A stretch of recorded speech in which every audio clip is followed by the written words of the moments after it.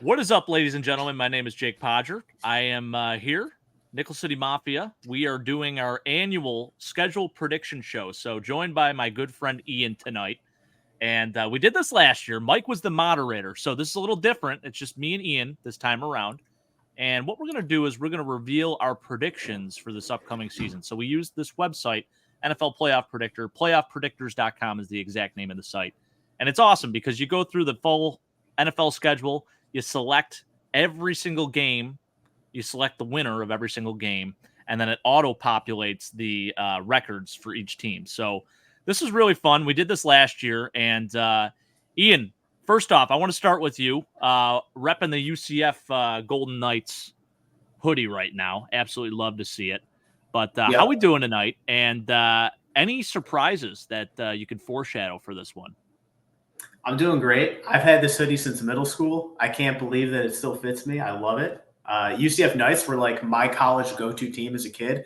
Jake and I never liked going with like whatever the local team was. A lot of the times we would pick teams just based off a color scheme or a player that we liked or whatever. And my two teams were like Michigan State, UCF, and like constantly. And I remember Jake always went with the Miami Hurricanes hoodie, New York Giants hat. That was the go-to. Yep, every time. Jeremy Shockey. As far as surprises, I think so. Especially, at least on my end, I think especially in the NFC for me. But yeah, I think that first of all, this is a great website. I love being able to just like go game by game. There's very few websites that let you do that kind of thing. So it's really cool. And it makes you kind of come up with your own narratives about how you think the season is going to go. Like, especially like, maybe week 15, something's happening and like this team goes on a 5-game losing streak or whatever, or like you make up like little stories in your head as you're going along. It's kind of cool. Yeah, dude, I was betting with my heart on a lot of these games, and it was really tough because even at the end, and this always happens every year.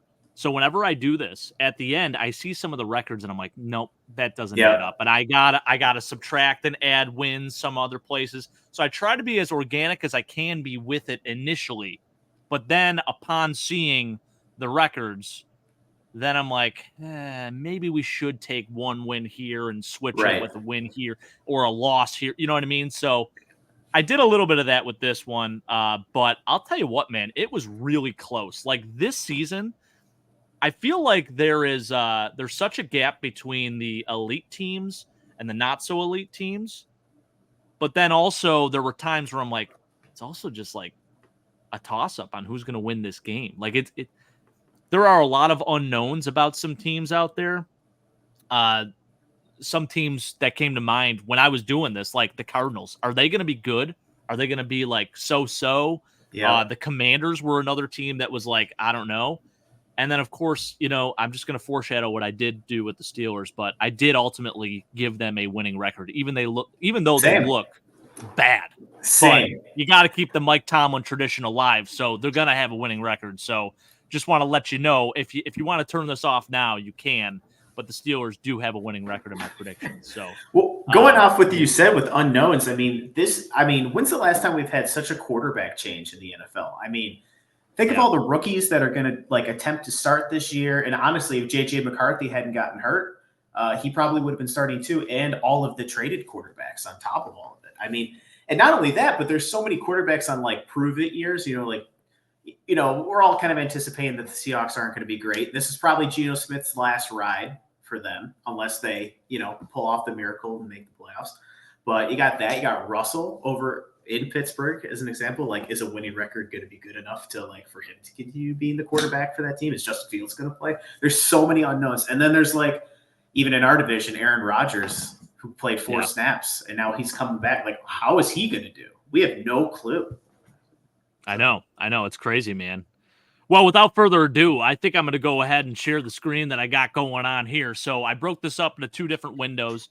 I have my predictions here on this one, and then Ian's right here. So we can just go back and forth. And the plan is we're going to go division by division. We're going to talk about it. So it's a little confusing because the way that they organize this, they do it by seeds. So the number 1 seeds are on top here, as you can tell by the AFC and NFC. So sorry to do this to you, Ian, but I'm going to start with the AFC West. and I'm going to go through my predictions with the That's AFC fine. West teams. That's fine. So I'll explain to you the thought process with this one. So again, I think the margin of error is so little in the NFL as it is, and I feel like this year there are just so many unknowns. So I didn't really know the Chiefs. I had full confidence that they will win this division still. And I think they'll do so handily. I mean, I have them by a 3-game lead here over the Chargers.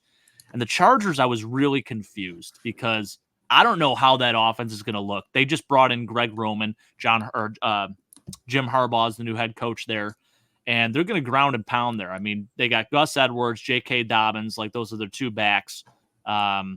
So it's going to be a very different look for that Chargers offense. And Justin Herbert, I mean, what is he? Is he going to go from a 5,000-yard passer to a read option quarterback now? It's going to be just a really weird thing to see. So I don't know what to expect, but I do feel like that is a winning formula as well in the NFL. If you could run the football successfully, and I know a lot of people are going to be upset about this because I feel like it's a very dinosaur age statement, but it's the truth.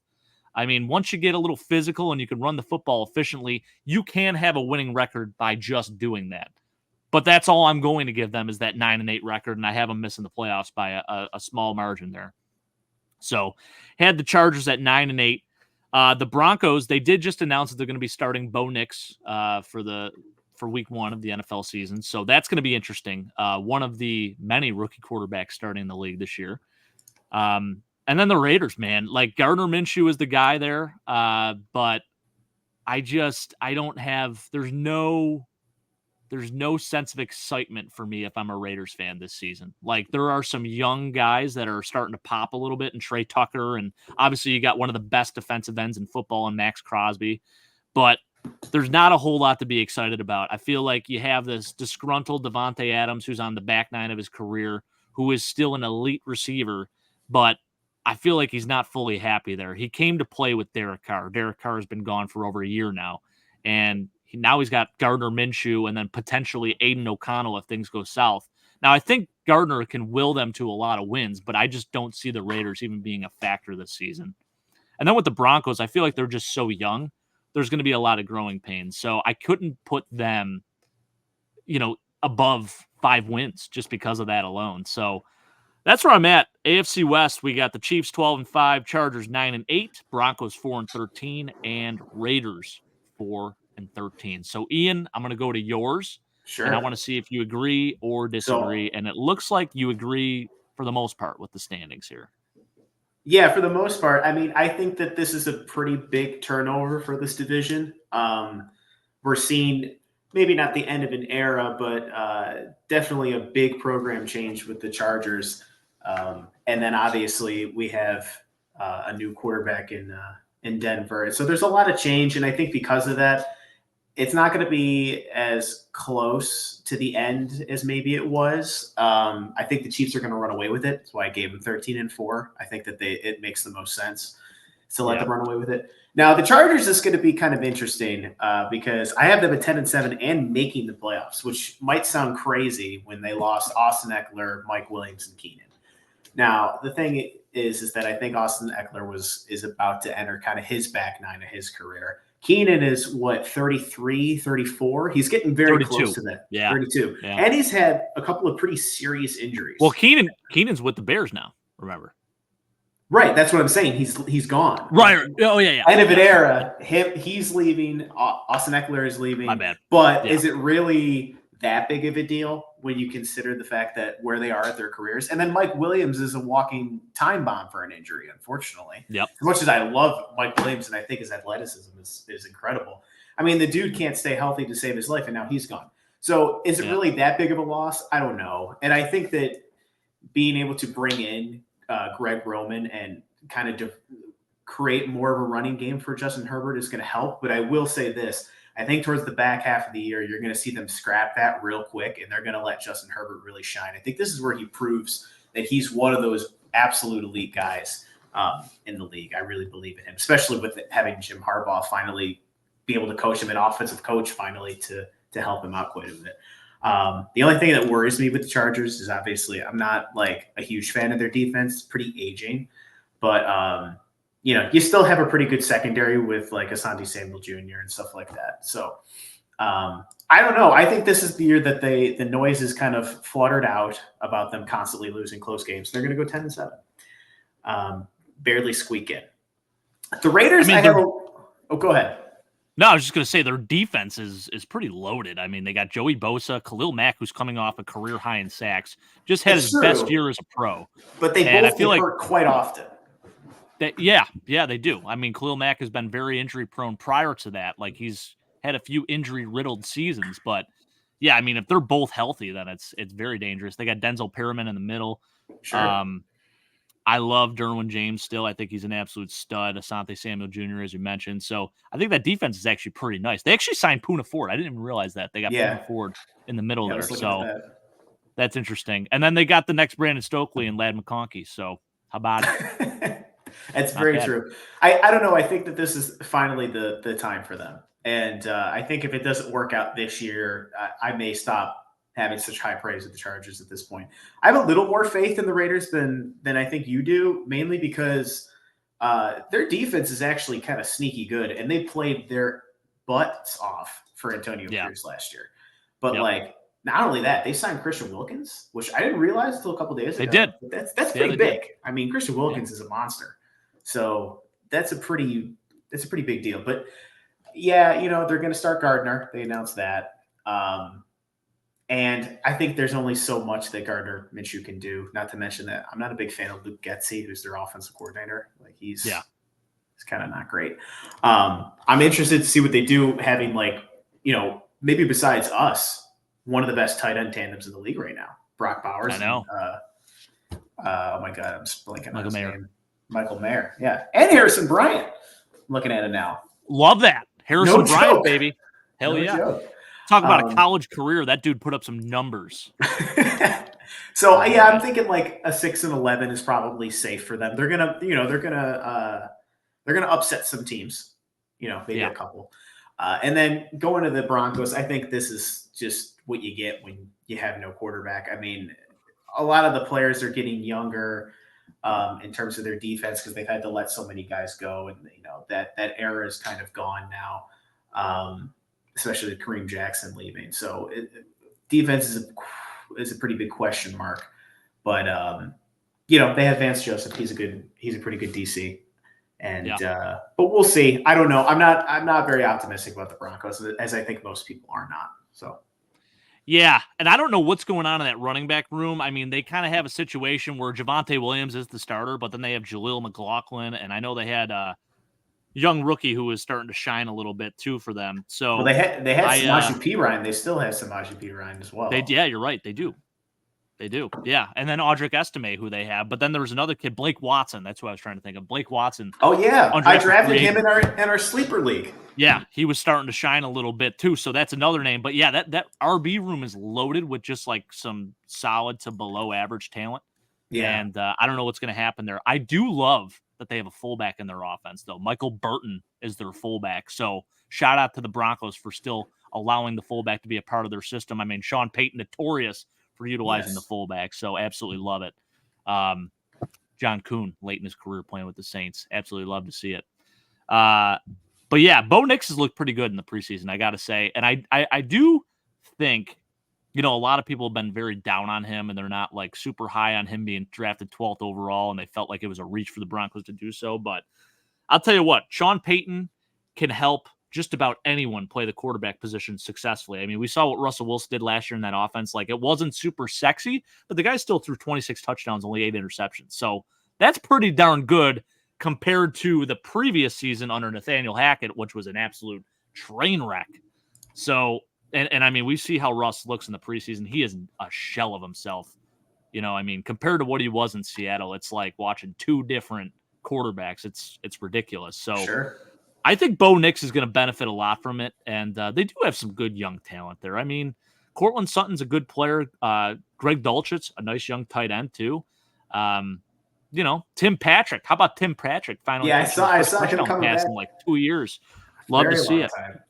Yeah. And I know he's finally healthy. And they signed Josh Reynolds in the offseason too. Josh Reynolds, solid player, bigger target too. Marvin Mims, really good return man, but actually a pretty solid receiver too. So, yeah, I think it's going to be interesting in Denver. The only wish I have for the Broncos, please, those new threads you have, they're growing on me a little bit, but Oh, just I am make not a that fan. throwback, just make the throwback alternate your official home uniform. It's 10 times better than any other uniform combo you have, and it just looks so sharp and sleek. I think any team that has introduced that alternate like 90s throwback uni should just make that their full-time uniforms because they are 10 times better than any of the current uniforms in the NFL. Like the Eagles, Kelly Green, that's incredible. The Yep. Jaguars reintroducing their, old school 90s slash early 2000s Jags unis. Love those. That should be their full-time. The Broncos obviously going back to their like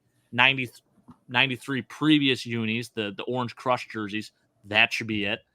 I know I'm getting off track with this, but I'm just saying those 90s unis are so much better than anything we have right now. No, they really But are. The Falcons need to take a flyer in that too, because I can't stand the yeah, Falcons jerseys right dude, now. yeah, God, I wish they went their back to like throwback the is really nice, bright orange or the bright red is just awesome. and the numbers are weird too. It's I'm not a fan. gradient. Not a fan. Yeah, It's too much. thank God they got rid of that gradient one. That was like the black and into red one. That was awful. Probably the Yeah. worst uniform I've ever seen in my life. But all right, hey, this is not a uniform show, but I had to mention it because my God, it was bothering me. But yeah, I like what you did here. I will say I was probably a little harsh with the Raiders, especially considering they have Gardner Minshew, who I think can will them to some wins. And the defense is not bad. They did sign Christian Wilkins, so all in all, I think we are pretty in line with the AFC West. So Yeah. I'm going to do a little snake move here, and I'm going to go back to you. Now we're going to do the AFC North so you can get your one seed in the mix here. And I want you to Sure. talk a little bit about your standings here. Yeah, so my one seed is the Bengals, which kind of comes as a huge surprise. But I just think that this is a really, really good bounce back spot and year for the Bengals. They're going to have a super easy schedule if you think about it that way. They were in last place last year at 9-8, and they're going to be facing definitely the lower tier of teams in terms of their schedule. So I just think this is a good year for them to rack up wins. I was going through, picking each week by week, and I'm like, man, I don't have the Bengals losing until like week 11 or something like that. I mean, they just are going to wipe the floor. Like some of the teams that they're playing is kind of ridiculous. I think that this is a bit of a, it's a revenge year for Joe Burrow coming back off that injury, like not playing hurt for the first time in quite some time. I don't really think they lost much by losing Joe Mixon, in my opinion. I think Zach Moss can fill that role just fine along with Chase Brown. So they lost Tyler Boyd, but I forget how to say his name, Jake. Slot receiver. Andre Osabas. Love Andre Osabas. Princeton guy. He was pretty decent when we saw him playing in the regular season. So I think that's a fine and T. Higgins is still sticking around as far as we know. Don't sleep on Trenton Irwin either. Sure, Trenton Irwin's there. And then their defense is going to come back, the same as they were last year. They're pretty decent. They also signed Mike Gesicki. They did. I did see Mike Gesicki on that list. So that's a big deal. I don't know. I just think that this is the Bengals' year. And I've also noticed this is a trend. The AFC North is almost never won by the same team. If you look back over the years, it's won by different teams. Like I think it's the last 10 years. It's that no one's ever won it twice, which is kind of nuts. So I just think this is the year that the Bengals kind of dominate. Go back to their like 2021 status when they made the Super Bowl there. Or was that 2020, 2021? 2021, right? 2021. Yep. Yeah. Ravens, I have sliding a little bit, and it's mainly because I don't think that they did all that much in the offseason to like really – I mean, their receiver room is still not that great. I think Zay Flowers is a fine receiver, but outside of him, like who else you really got, man? Rashad Bateman, Nelson Aguilar. Yeah, I'm not a fan of either of them, honestly. Nelson Aguilar has never really put up the numbers. They drafted Tez Walker out of UNC too, who's bigger target, solid player. I don't see him. They got him in the 4th round. Yeah, Devontae Walker. Devontae Walker. I got you. Yeah. I think replacing your running back tandem was a good idea, but I don't know why they replaced it with somebody older. Like, don't get me wrong, Derrick Henry is a beast, but the dude's 31. Yeah. I don't know about that. It's a tough look, in my opinion. And then, yeah, looking at their defense overall, I mean, it's solid. It's going to always be solid. Kyle Hamilton's a beast. Just like a fantastic safety. Secondary is You know who decent. their DC is, by the way? Zach Orr, Yeah. Texans linebacker. Did you know that? Yes. That's really cool. Yep. I didn't see that until I was just looking up. But yeah, I don't know. I think this is a bit of a slide year for the Ravens. I think this is kind of anticipated. I was actually anticipating this last year, and then Lamar went off. But honestly, I think that playoff loss is going to make him realize that maybe he needs to chill in the regular season so that he's prepared for a little bit better for the playoffs. Also, I think the play calling for that game was just horrible. I mean, they just were nonstop for some reason. I don't really get that, but yeah, this is a slide year in my opinion for the Ravens, 11-6. Steelers, I have a 10-7 because just going through their schedule, in my opinion, and probably in yours as well, they upgraded a quarterback. I mean, no doubt. Oh, they definitely upgraded still. Yeah. Whether it's Justin Fields or Russell, yeah, I think.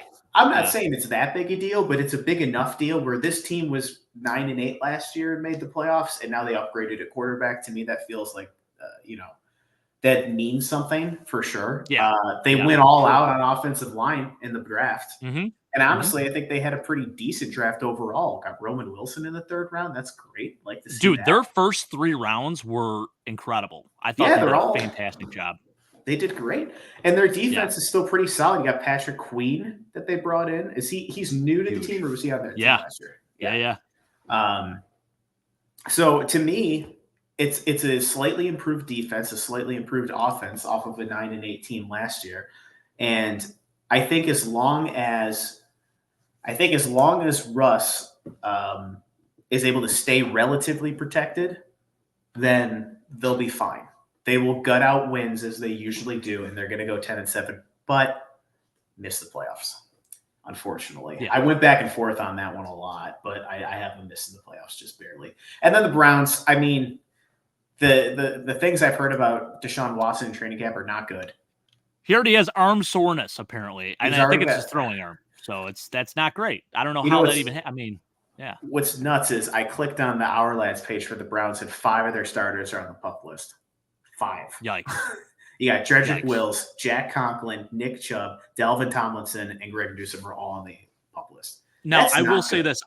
I might be in my own camp on this, but I feel like Nick Chubb is going to have an AP-like comeback season. I do too. I really do. I do too. Like, phenomenal year. Maybe not 2,000 yards, but like I could see him getting 1,400 to 1,500 yards. So listen, maybe not quite in that same tier as AP, but you know what I mean. Once they yank Deshaun Watson from the starting role, which I anticipate that they do at least halfway through, it's all Nick Chubb till the end of the season. And Jameis definitely starting. Jameis is definitely starting. That's why he signed there. I think going out and getting Jerry Jeudy was really strange. I don't know about you. And then there's talk about Brandon Ayuk going there, and I thought that was odd. Yeah. Well, he does not want to go to Cleveland.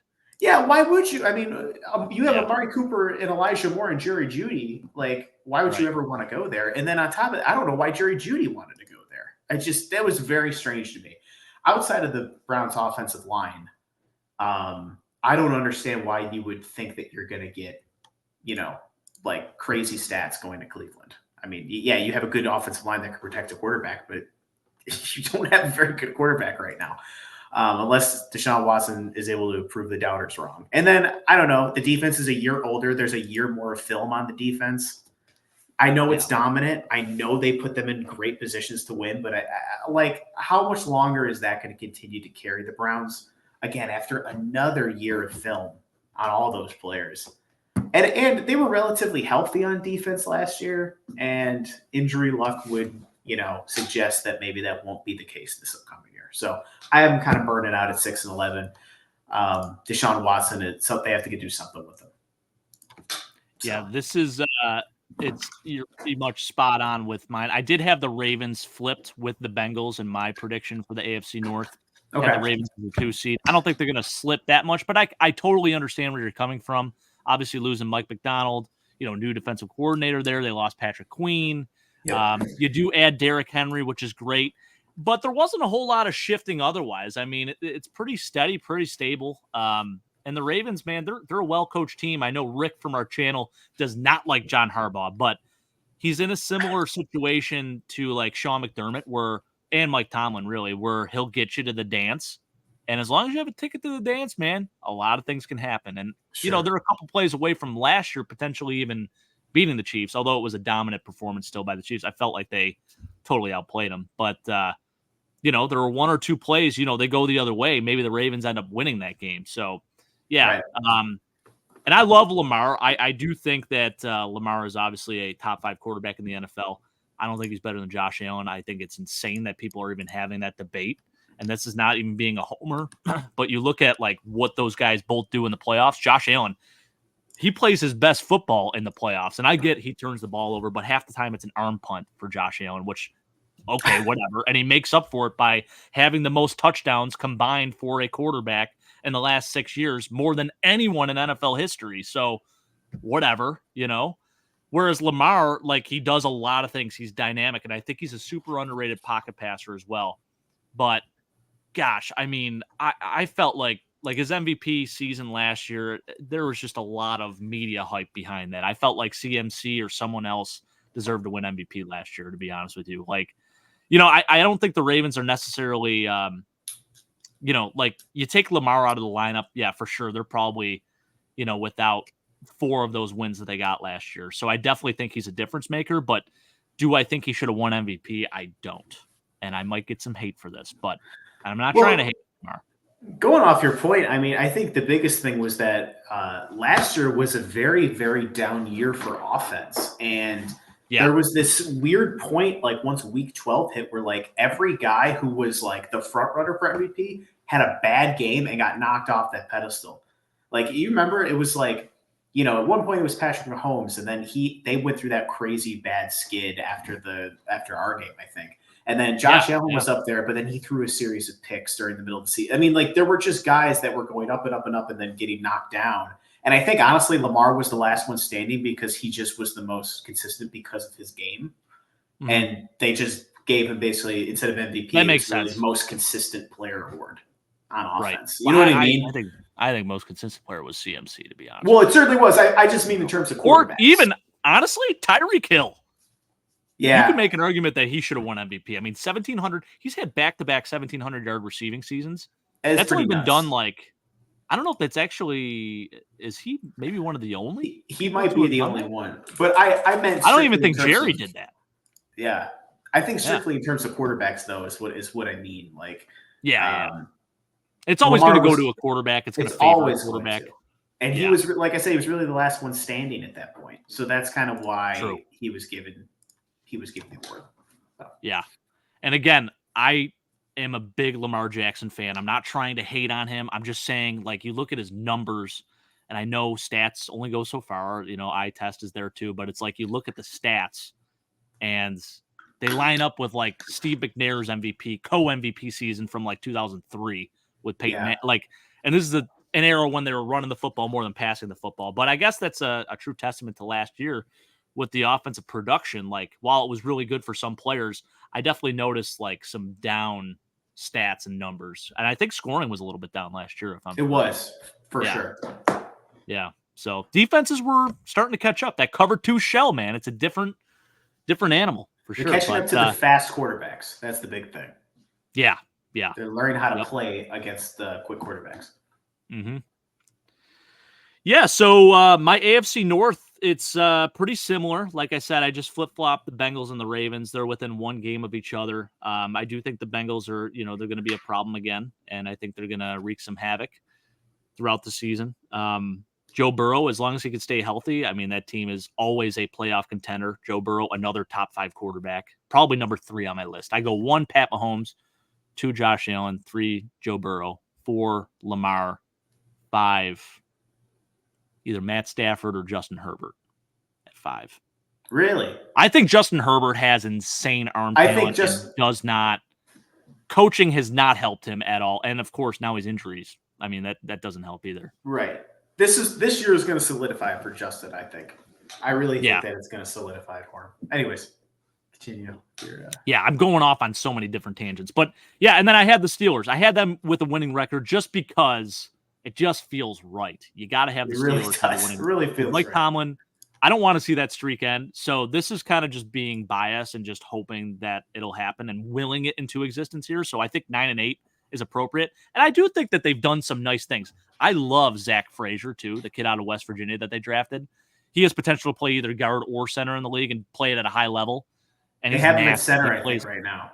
Yeah, I believe they do. Yeah, so he's filthy, man. I know they've been looking for like the next Marquise Pouncey for a few years here, but maybe they got their guy finally. Bernard. Whatchamacallit? Gosh, who are you thinking of? Forget what I was just about to say. I don't know what I was going to say. But anyways, no, Steelers 9-8. I think that's appropriate. I do have them missing the playoffs. I feel like while they did some really good things in the draft, it's just, they're still levels behind the Bengals and the Ravens. So I can't have them over either of those teams.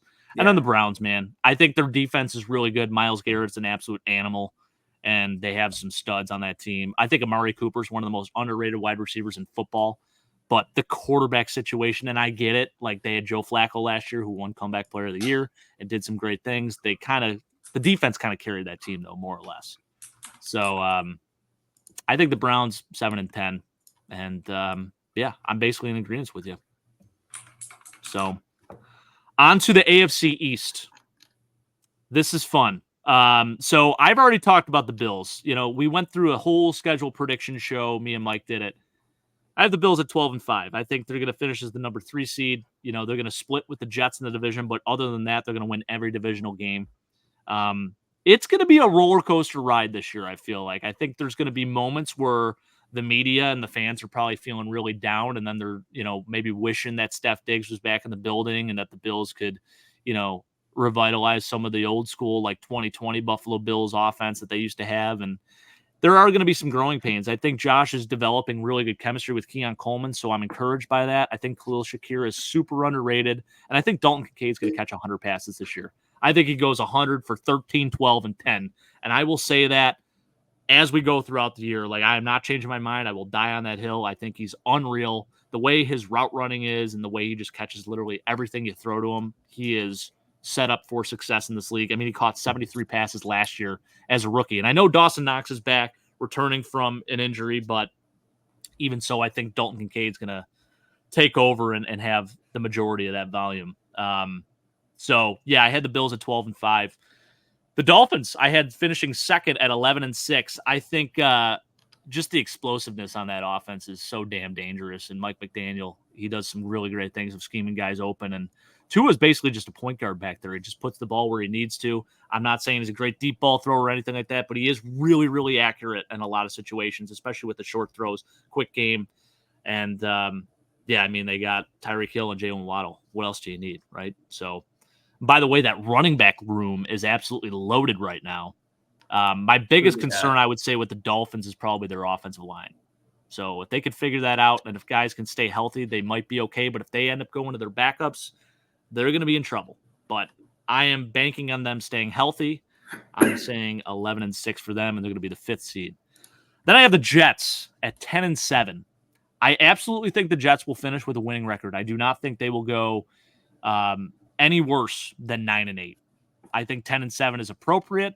I can also see a world where they do go 12-5, but at the end of the day, and this isn't being a homer, maybe it is, but a lot of people can probably say this, the Jets are going to jet. There's going to be something that happens where things go south. I mean, this whole Hassan Reddick situation. I was going to say it's already started. Yeah, it's insane. I mean, this is just classic, right? And I feel like it's not a matter of the players that they have. I think it's the guy at the head of the helm, Robert Saleh. Like, I don't think he is the right guy there in New York. I like him. I think he's super passionate, but I feel like he's better served as a defensive coordinator than a head coach. So I think that's really what it's going to come down to. 10-7 for the Jets. And then the Patriots I have is the worst team in football this year, 3-14. I think there's going to be it is a rebuild for them, 100%. New head coach, new era there. Very, very young talent, but I think they got the best quarterback prospect in this year's draft in Drake May. I think he's a modern-day Phillip Rivers, a guy who can sling it. He's a classic gunslinger, but he can actually move a little bit in the pocket. He doesn't have bricks for feet like Phillip did. So I'm encouraged by Drake May. I like what he's done in the preseason here. It's going to be a battle between him and Jacoby Brissett. And I think Jacoby can still win you some games too, but I just feel like the schedule that they have, it does not favor them. So 3-14 for the Pats. So I'm going to go to yours, Ian. Sure. Take it away. So we got the bookends pretty much the same, right? Yeah. Bills 12-5. I had the Patriots winning one extra game. It's the middle where things are very, very different. So I'll talk briefly on the Bills. I don't know if I don't think it's gonna go the same way that it went last year, where we were, at one point, like, what were we, 5-5, 6-6 on the verge of, and we had to win all those games. Yeah, I don't think it's going to be quite like that, because I think that the rest of this division has gotten significantly weaker, in my personal opinion. So I think that the divisional wins are going to come through no problem, bringing it 5 quick ones there. And I just think that the rest of the AFC, while it is competitive, I think, like you said, there's just a big power shift. And especially with all the change in quarterbacks. I mean, think of the bottom 2 teams in the AFC North. You got the Steelers and Browns. I mean, arguably, both have big quarterback changes, because even though Deshaun started for the Browns, not very long, and Joe Flacco was kind of the leader of that team by the end of it. You got a quarterback change in Denver. You got a quarterback change in Las Vegas. You got a quarterback change in the Jets. You got a quarterback change. I mean, think of all these quarterback changes that are happening throughout the league. I think the Bills can significantly take advantage of that. And so I think they'll hit 12-5, no problem. I have the Dolphins and the Jets basically tied. Now, I'm going to explain with the Dolphins. I think that they're going to be fine in September, but as soon as it gets cold, they're absolutely shot. You saw it all last year. Anytime it was cold in any sense of the word, that offense was completely anemic. Not only his record's like 3 and it's no, bad. it's 2-11. It's like 2-13. Okay. It's something disgusting. And I don't see that changing when their offense is exactly the same as it was last year, except you brought in an aging Odell Beckham. Other than that, if anything, their offense got slightly worse, and their offensive line is. They lost Connor Williams. Aaron Brewer's hurt, I believe, as well. Yeah, Isaiah Wynn is also hurt. Yeah, currently. So I don't know, man. I don't think that offense. I think you got, again. This is another situation where you got another year of film on how to defend against this offense. I think people are going to catch up to it pretty quickly, especially by the time November and stuff rolls around. And their defense got worse. I mean, you lost Andrew Van Ginkel. That's a big deal. Andrew Van Ginkel was such a terror, as at linebacker there. And they were relatively healthy all of last year as well. You do get Jalen Phillips back, but you lost Christian Wilkins. That sucks. That's a huge deal to a team like this. For sure. I just think that they've gotten worse overall, and there hasn't been a significant enough change, in my opinion, or a significant enough addition to the team to warrant them going more than 8-9 in this division. And I kind of feel the same way about the Jets, because I don't know. I understand everything about Aaron Rodgers as far as, all the takes that he has. He's on the other side of 40 and he still feels better than ever. But Father Time hits you hard and fast. And if there was ever a time to do it, it's after a crazy serious Achilles injury that he had. It's just bound to happen. Again, a lot of the questions. Here's a question for you. I don't mean to cut you off, but do you question Aaron Rodgers' commitment to football? Because this is a conversation we've had on the channel, and we have a couple guys in different camps on this. So I want to hear your thoughts on it. No, do you think he does it more for the attention or more for the love of the game? I think it's both, for sure. Yeah.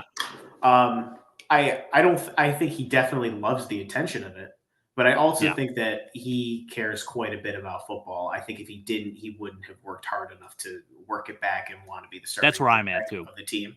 However, I will say that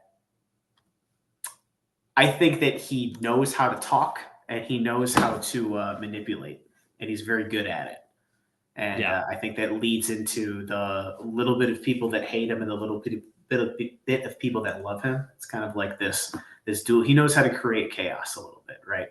And that works to his benefit, because even though people might not like him, they're still talking about him. Mm-hmm.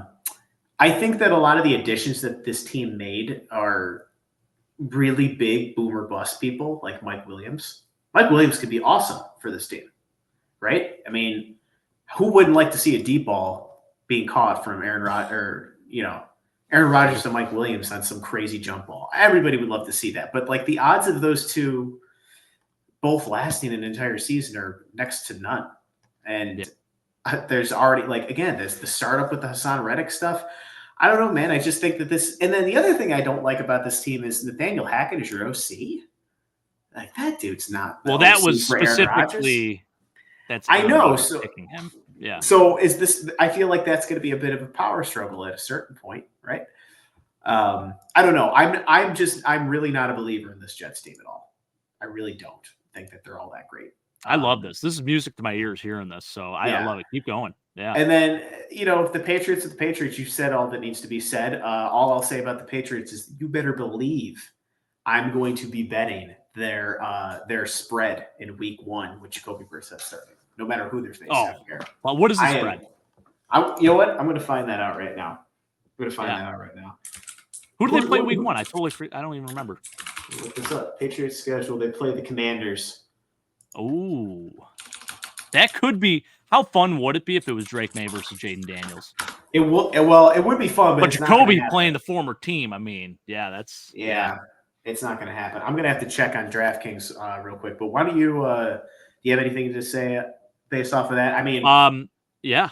I know our middle it's very different. We have the bookends, right? But I'm just not a believer in these two teams at all. I love it. I think you gave good reasons for it. I will say this. I think the biggest difference makers on that Jets team are Breece Hall and Garrett Wilson. Like they are who that offense is going to go through. Breece Hall for sure has the ability to be a Marshall Faulk-like back. Like he's actually big too. Like I think he's like 6 foot, 6'1", 220-ish around there. He's fast. He can catch the football out of the backfield. My worry with him is just everybody. Breece Hall is the type of guy that everybody talks about the potential he has, but he hasn't actually done anything really yet in terms of his statistics. Yeah, I mean you look at the middle of last year too, and this could be partially Nathaniel Hackett for just not utilizing him like he should have. And this is, coaching. Again, goes back to coaching, which is why I think the Jets are going to miss the playoffs. But you look at the middle of the year for him, it was bad. Like statistically, it was really, I don't even think he was averaging 2 yards a carry. Or if he was, it was just over that. And then his last 3 games, he exploded. And it's this guy is a really good football player. He looked like an all-pro. So I think I just want to say real quick, because I made a mistake. They faced the Commanders in their last preseason game. Their first game of the season is against the Bengals. Okay. Gotcha. And they are +9, and I will be betting that. Corey Dillon game. I love that. +9? It is. It's +9. Wow. Okay.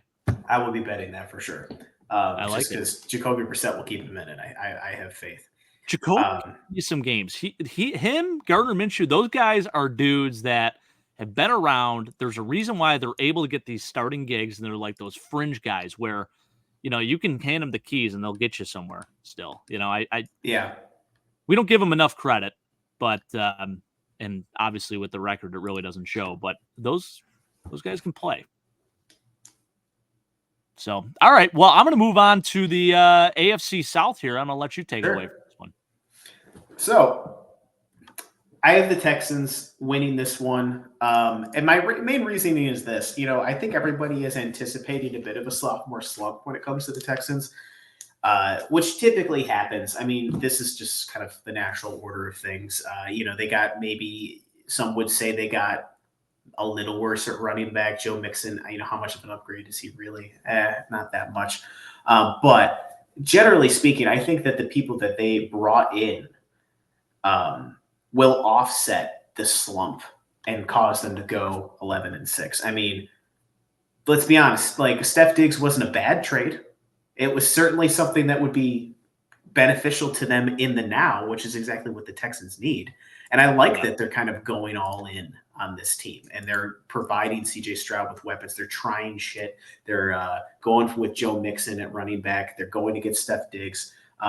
You got a pretty shored up offensive line, generally speaking, and then you got a defense that could be a real threat.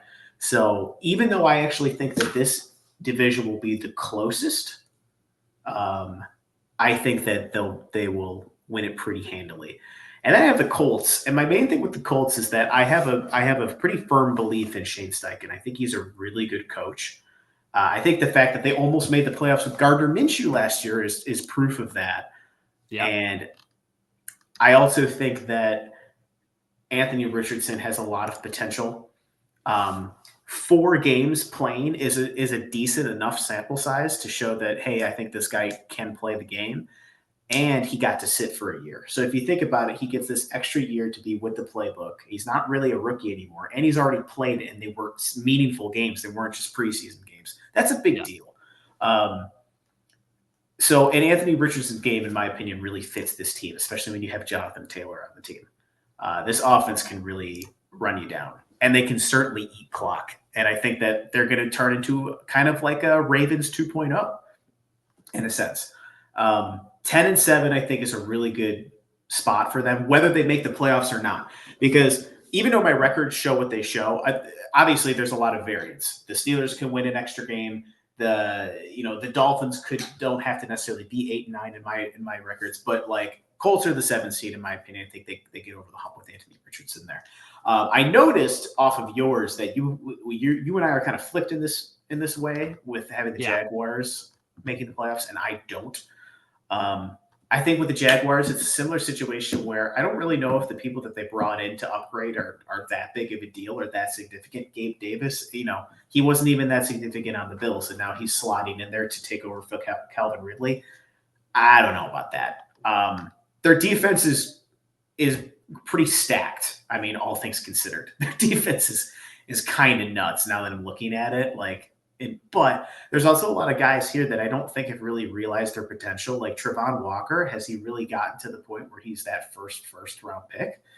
He got 10 sacks last year, actually. He did get 10 sacks, but he also didn't even lead the team in sacks. And this dude is a 1-1 pick. I mean, that's a significant. Well, they got Josh Allen on the other, or I'm sorry, Josh Hines Allen on the other side. Oh, he changed his name. How about that? But yeah. You want a game record like Myles Garrett over there for a 1-1 pick. You know what I mean? I'm just hoping for a little more out of Trayvon Walker. This team is definitely good, and I could see them swapping with the Colts in this position, kind of similar to you. They're definitely the ones that, looking back at like going over the schedule, I was like, oh man, this can go either way. But to me, it's like I just think it's a lot of close games that they're not going to quite win. And then the Titans are weird because Titans on paper, their offense should be good, right? You have 4 talented receivers, man. DeAndre Hopkins, Calvin Ridley, Tyler Boyd, Treylon Burks. I mean, those guys are no joke. Really. And this is a thing, a lot of gambling podcasts I listen to bring this up. They brought in, I don't think it's Bill Callahan, offensive line coach. Oh, really? I actually didn't know that. He's been the offensive line coach for the Browns for the last 5 years, and he's known. Bill Callahan, former Raiders head coach that took him to the Super Bowl. He is apparently world known as the best offensive line coach of all time. Oh, yeah. Like he's one of the best. He's coached up so many. And that's a big deal for a team like this. But at the end of the day, all comes down to Will Levis. Is Will Levis good? Is he not good? We don't really know. And I just think that the defense have lost some pieces, or the pieces have gotten a little too old. Yes, L'Jarius Sneed is a great signing for them, but this to me has the inklings of like Anthony Bouye, Nnamdi Asomugha. They're paying a lot of money for that one big corner to like make a big difference, and I don't think it's going to really pan out. Oof. You know what I mean? Those are tough names. Yeah, and I'm not saying that he's going to fall off a cliff. Like Nnamdi Asomugha was absolutely ridiculously bad, but I'm not saying that it's going to be that bad. But maybe something like we'll sign Jalen Ramsey and he's slightly worse, right? Or we'll sign Patrick Peterson, but he's going to be slightly worse now on this team. I think it's going to be a similar situation. He got his money. Pat Pete's still sitting in free agency, by the way. Is he really? I thought he retired. Yeah. That would have been a nice pickup for the Bills, maybe, huh? Yeah, we have our problems with aging corners, let me tell you. I know, but I'm just saying for safety, that could be would have been a nice. Yeah, it could. Yeah. Could. All right. Anyways, that's my list. I like it, dude. I think you have some valid reasoning there. I do want to talk about obviously the Colts. You mentioned them. I have them at 9-8. You had them at 10-7. I have them just missing the playoffs. Yeah. And I like Anthony Richardson a lot too. I actually watched a little bit of him this past not too long ago, about an hour and a half ago in the preseason, and did throw a pick 6, but saw a lot of stuff that I love too. I think he is like Cam Newton 2.0. Like he literally is. Same build, athletic freak, like laser rocket arm. And actually, he reads the field pretty well for the most part. Like there That's was the the pick thing. 6, obviously, but yeah, I think he has more accuracy than Cam. I just think in general he has more accuracy than Cam, and he doesn't use his body to get the first down all the time. He'll actually keep his head up and like try to keep plays alive for as long as he about can. last year though. Well, I think in general he does have to protect himself better, and I think maybe it's more so that I think what you were saying, that he reads the field well, is that he tries to read the field as well as he can. And I think that like I said, I think his accuracy in general compared to Cam is better. Yeah. Yeah. I was very impressed. I do like Anthony Richardson a lot. I do have them just missing the playoffs, and it's really their divisional record is what is going to screw them over in this. Sure. The Jags and the Texans just battling it out for the first for the winner in the AFC South. And I had the Texans ultimately winning it just because, I feel like talent-wise, they are the best team in the AFC South. So they're going to come away with the division-winning title, I suppose. But I like the Jags a lot, man. Brian Thomas Jr., drafted in the first round, one of my favorite receiver prospects next to Xavier Leggett. I was hoping the Bills were able to get Brian Thomas Jr. or Xavier Leggett. They did not. But I really like that offense. I think Travis Etienne is going to go off this year. It's going to be a phenomenal season for him. T-Law is going to have a little resurgence, and underrated offensive line. I think that offensive line is pretty solid too. So I like the Jags. I think Doug Peterson's a good coach. The defense, like you said, really, really good. So I think they're a playoff team this year. And I'll tell you what, they brought back those freaking 90s Jags, the OGs, the OG unis. How could you not make the playoffs with those? Did they really? I didn't see that. They did, yeah, dude. They look so clean too. Like I said, you just got, if you have that 90s alternate uniform right now in your uniform combination, just make that your full-time home and away uniform combination. Like, I don't know what you're even waiting for. They are so much better. They look so much cleaner, like with a modern take on them. It's kind of cool. I'm not a fan of that, but I do like the jerseys themselves. Yeah, they're freaking awesome. But honestly, everything you're saying about the Jags, I like. You could very easily convince me to flip-flop these two. Honestly, like even just looking at the roster now, I can totally see that happening. I don't know. I think it's more of a gut thing for me with these two. This is kind of similar to last year when I thought that the Bears were going to take off because I just figured that they'd be able to scheme it out well, and they clearly didn't, which sucks because at the end of the season, I feel like you were seeing flashes of that. It's just what a horrible start to the season the Bears had. I didn't even mention Evan Ingram, who, by the way, caught like a 100 and something balls last year. Had an insane 100? year. Yeah, it was something ridiculous like that. I have to look that up. I'm looking it up right now. 114. Oh my 114 God. catches. He nearly set the record. Zach Ertz still has the record, right? Who has the record? Is it Zach Ertz? Probably is. I think it is. He broke Jason Witten's record initially. Yeah, he 116. He almost broke it. He almost broke the record. Like, people do not talk enough. And like, he didn't average that many yards a catch. I think he only averaged like 9-point-something yards a catch. But like 8.4. 8. It's the lowest of his career, actually. But you talk about reliable. This dude was just eating targets left and right. Evan Ingram, absolute dog. Absolute 29. Dog. Yeah. He's a really good tight end that doesn't get talked about enough.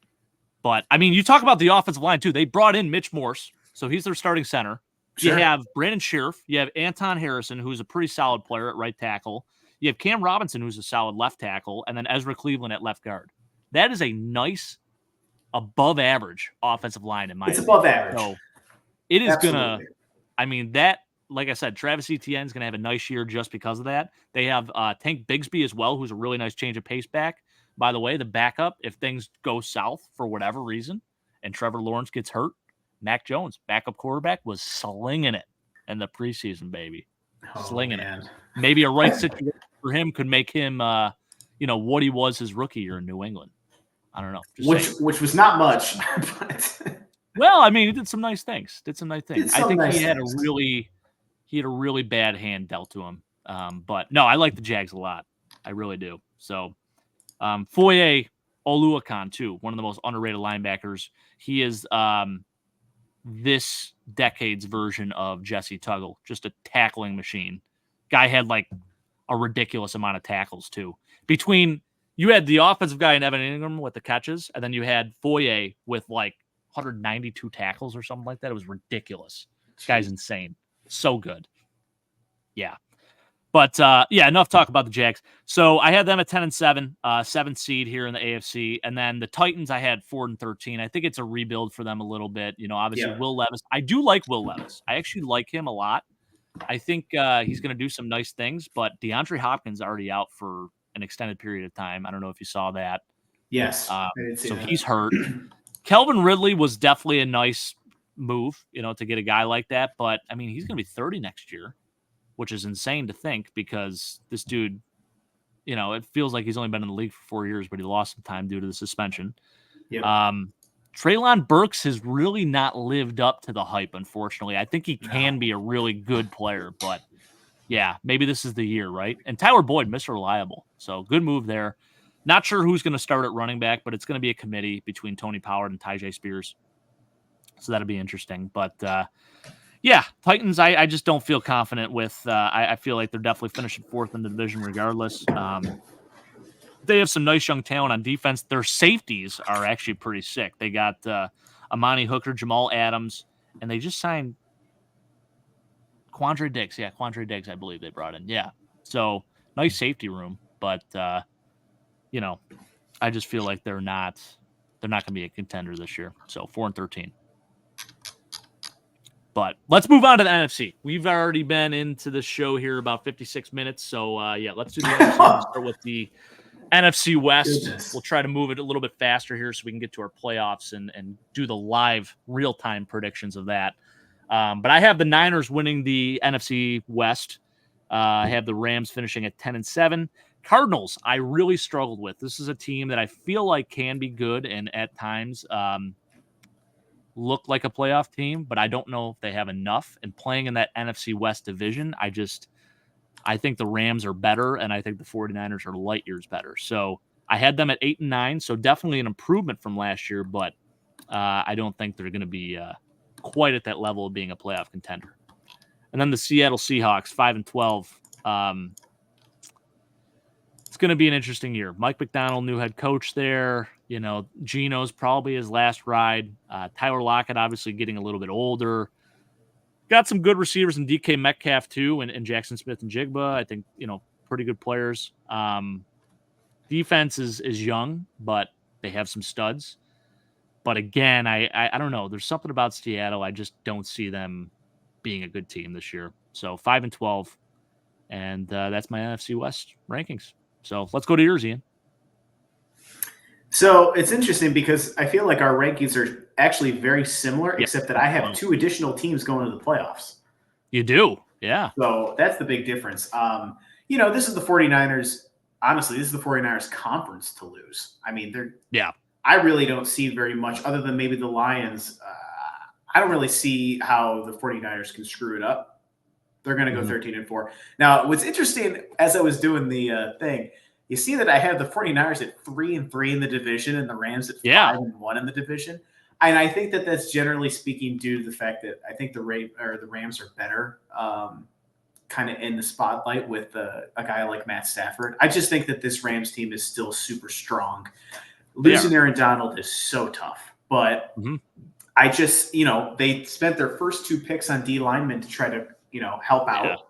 Jared Verse, I guess, is more of a linebacker type, but still, that's a huge deal. You're able to retain all the receivers that you kept. You found a really good running back in Kyron Williams, kind of out of the rough last year. And then Blake Corum in the 3rd round, too. I mean, that's... Yes, that is huge. That's huge. Yep. And then you got Matt Stafford coming back, hopefully for another healthy season, and, you know, hoping that he doesn't get hurt or anything too terrible happens there. But, yeah, I just think it's still another solid Rams season. And you got, you know, you still have a great coach. Sean McVay is a fantastic coach. I don't see them missing the playoffs. And then the Cardinals, I completely agree with you. It's really hard for me to kind of discern who was going to what I was going to do with them. But I have them at 9-8, and I have them making the playoffs kind of Honestly, to tell you the truth, it's a lack of competition in the NFC. I just think there's a lot of teams in the NFC that are kind of on their way out, a la the Seahawks, the Giants, the Saints, the Vikings. They're just on their way out. They're rebuilding, and I think the Cardinals are going to be able to take advantage of that, especially because they come in. I'm blanking. They came in last place last year or third. Yeah, they were not great last year. They were in last place. So they have a last place schedule. And normally I'm not somebody that harps on strength and schedule too much, but I've learned to find strength and schedule based off predictions for the future years instead of like last year. You know what I mean? And generally speaking, the Cardinals' strength and schedule is pretty good. It's pretty easy.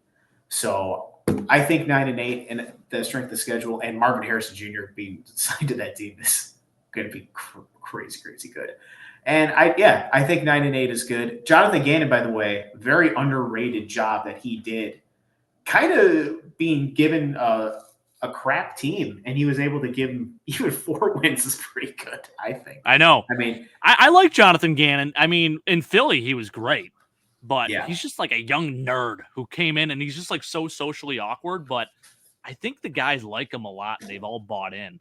Yeah. And I think even Kyler is getting a little more serious with football. Is there a new COD that comes out though this year? Because I gotta ask. Like if that happens, that is true. we're in trouble. We would have to look. I don't think there is, but I have no clue. I don't follow COD at all.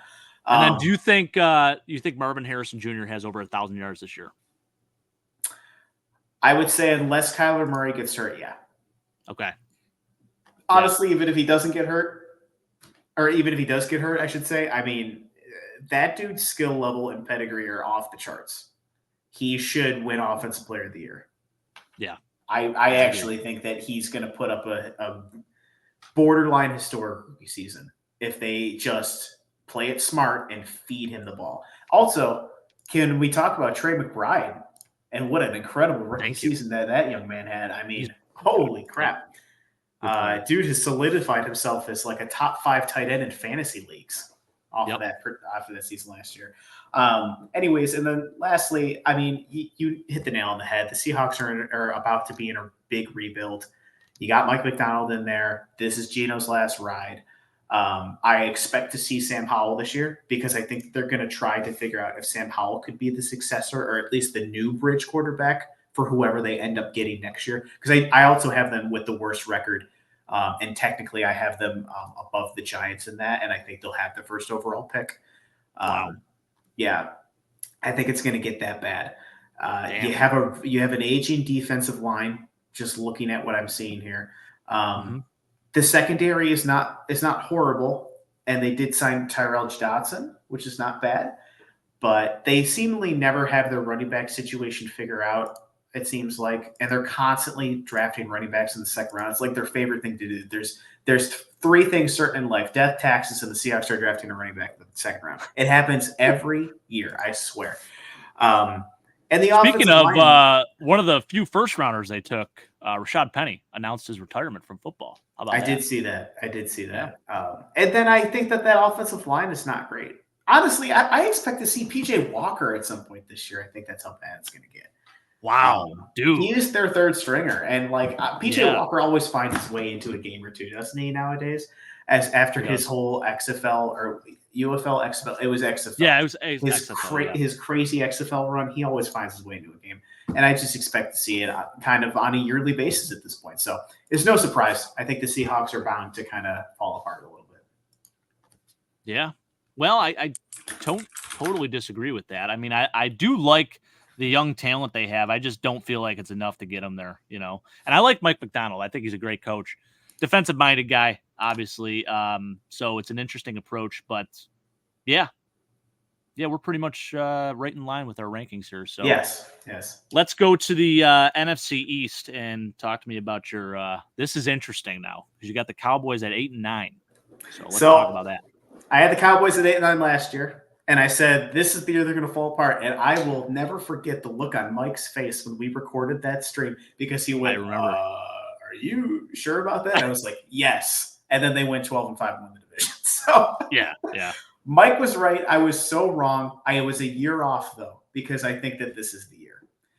They're just destined to regress. They're absolute. I mean, Mike McCarthy has not lived up to the coach that he once was in Green Bay.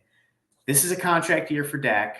They have not Yep. paid him for whatever reason. Jerry Jones is playing hardball with the dude who's been the best quarterback for your team since Tony Romo. I don't know why you're doing that. He's also playing Yeah. hardball with CD. He's playing hardball with CD, who is the best number 88 receiver, in my opinion, with the most potential that they've had in a while. Because, they always would draft a receiver in the first round and give him number 88 in honor of Michael Irvin. And I honestly think he has more potential than Drew Pearson started that. Sure. Drew Pearson started that.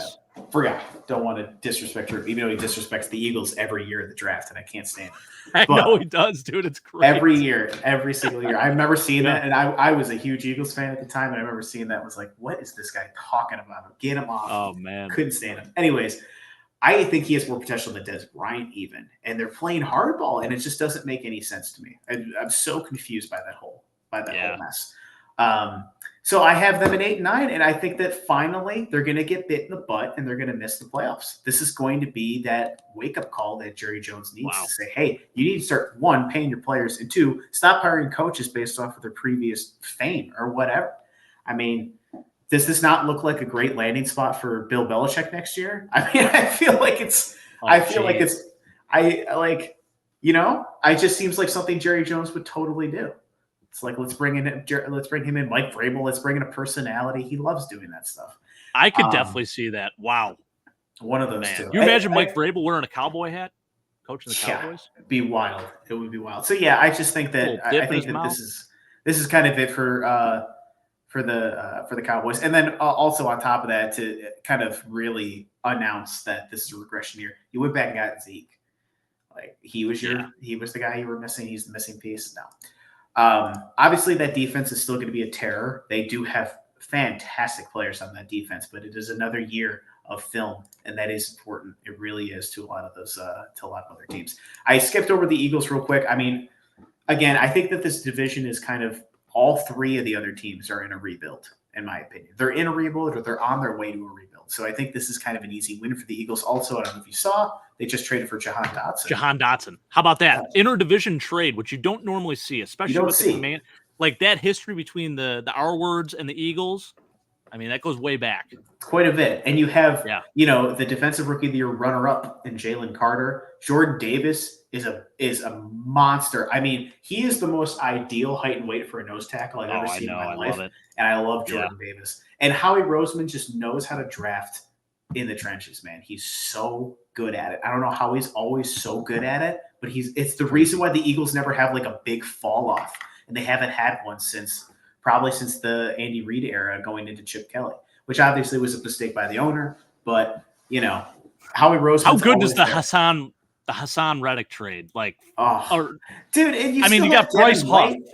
You still have Devin White and you still have Josh Sweat. I mean, they're both such good linebackers. Well, Bryce Huff was a great signing. Yeah. Absolutely. So, this team is on its way to another division win. I think the Commanders are actually going to put up a fight this year and go 8-9. And I think the main reason for that is because of their head coach at OC that they just got. I mean, what a crazy combo of guys. You got Dan Quinn, hard-nosed. He's going to turn that defense. He's going to be a similar guy, I think, to Antonio Pierce, where he's going to get guys to rally behind him. He is a good defensive coordinator who just happens to be the head coach of this team. And then Cliff Kingsbury, who was a former head coach for the Cardinals, and just a crazy good offensive mind. I think he's going to be able to do some very interesting things, I think, with Jaden Daniels in that offense. And despite the fact that they have a significant lack of weapons, Jaden Daniels is your weapon now. So use them. And I think that's exactly what Cliff Kingsbury is going to do. And that defense is still no joke. I mean, they lost a lot of pieces to their defensive line over the years, but they still got Jonathan Allen. They still got Deron Payne. They still got Dorrance Armstrong, who's a decent defensive lineman. And their linebackers are actually pretty solid. I mean, Frankie Louvu was a beast for Carolina last year.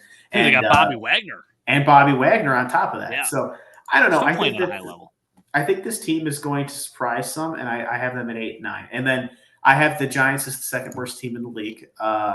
Malik Neighbors is a great, great player, and that's just not enough. I mean, you didn't do anything really on defense to impress. And what's unfortunate is I feel like that they have good players on this team. I mean, Kayvon Thibodeau is a former first-round pick, and he really hasn't shined quite yet to the point. And Brian Burns was a great signing, but it was almost a meaningless signing for a team going into rebuild. It didn't really make a lot of sense to me. So that's where I'm at with that. I hope that when the Giants do inevitably get another losing season, that they don't fire Brian Dable, because I don't think it's his fault. I think Dave's is a great coach. I love Brian Dable. I do too. So I really hope that they don't take it out on him. That's all I have to say on that. But what do you think of Devin Singletary in that offense? I think it's definitely the best that they could do after losing Saquon, but Saquon is so huge there. I mean, they obviously downgraded in a sense, but it was a good signing.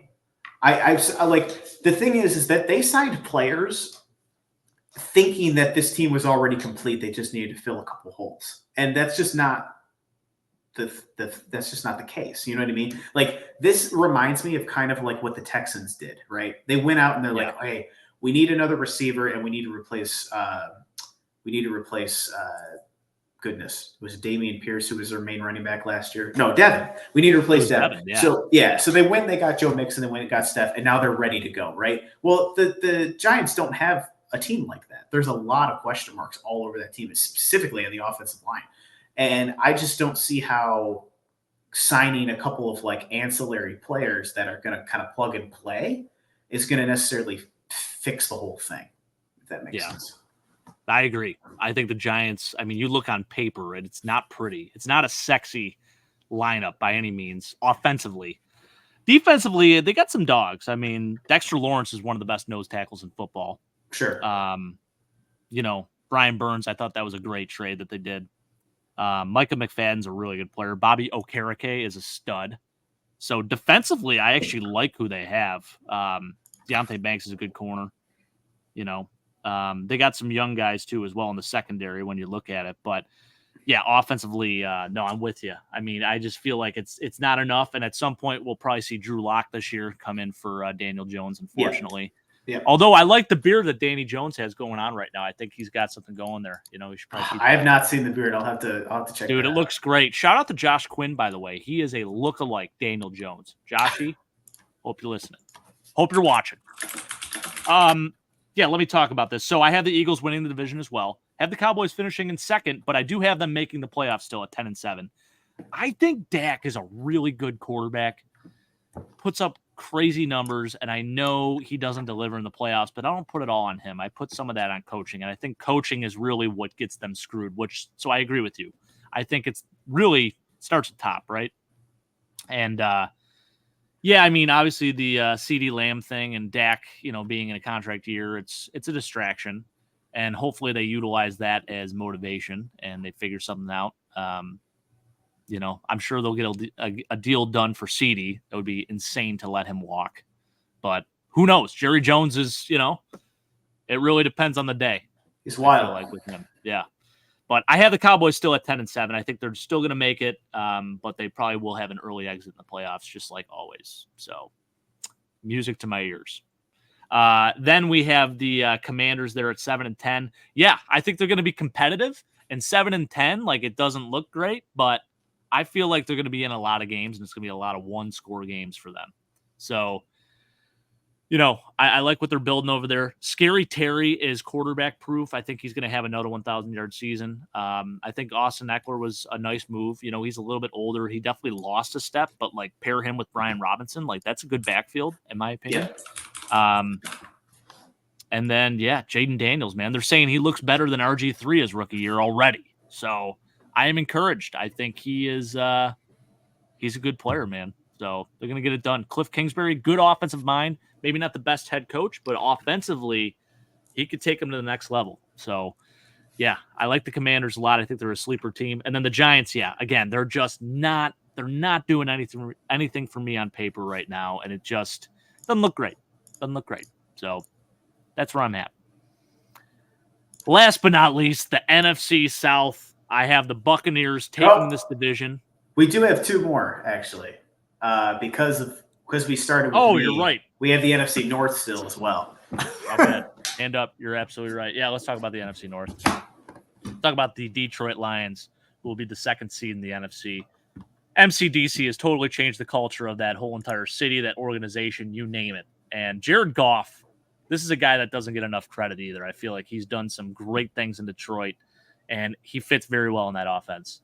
I'm on Ross St. Brown, maybe a top 3 receiver in the NFL. He's an absolute stud. Sam Laporta, actually a better tight end, I think, than Dalton Kincaid, but not by much. But 2 very, very promising rookies at the tight end position between Dalton Kincaid, him, and then Trey McBride too.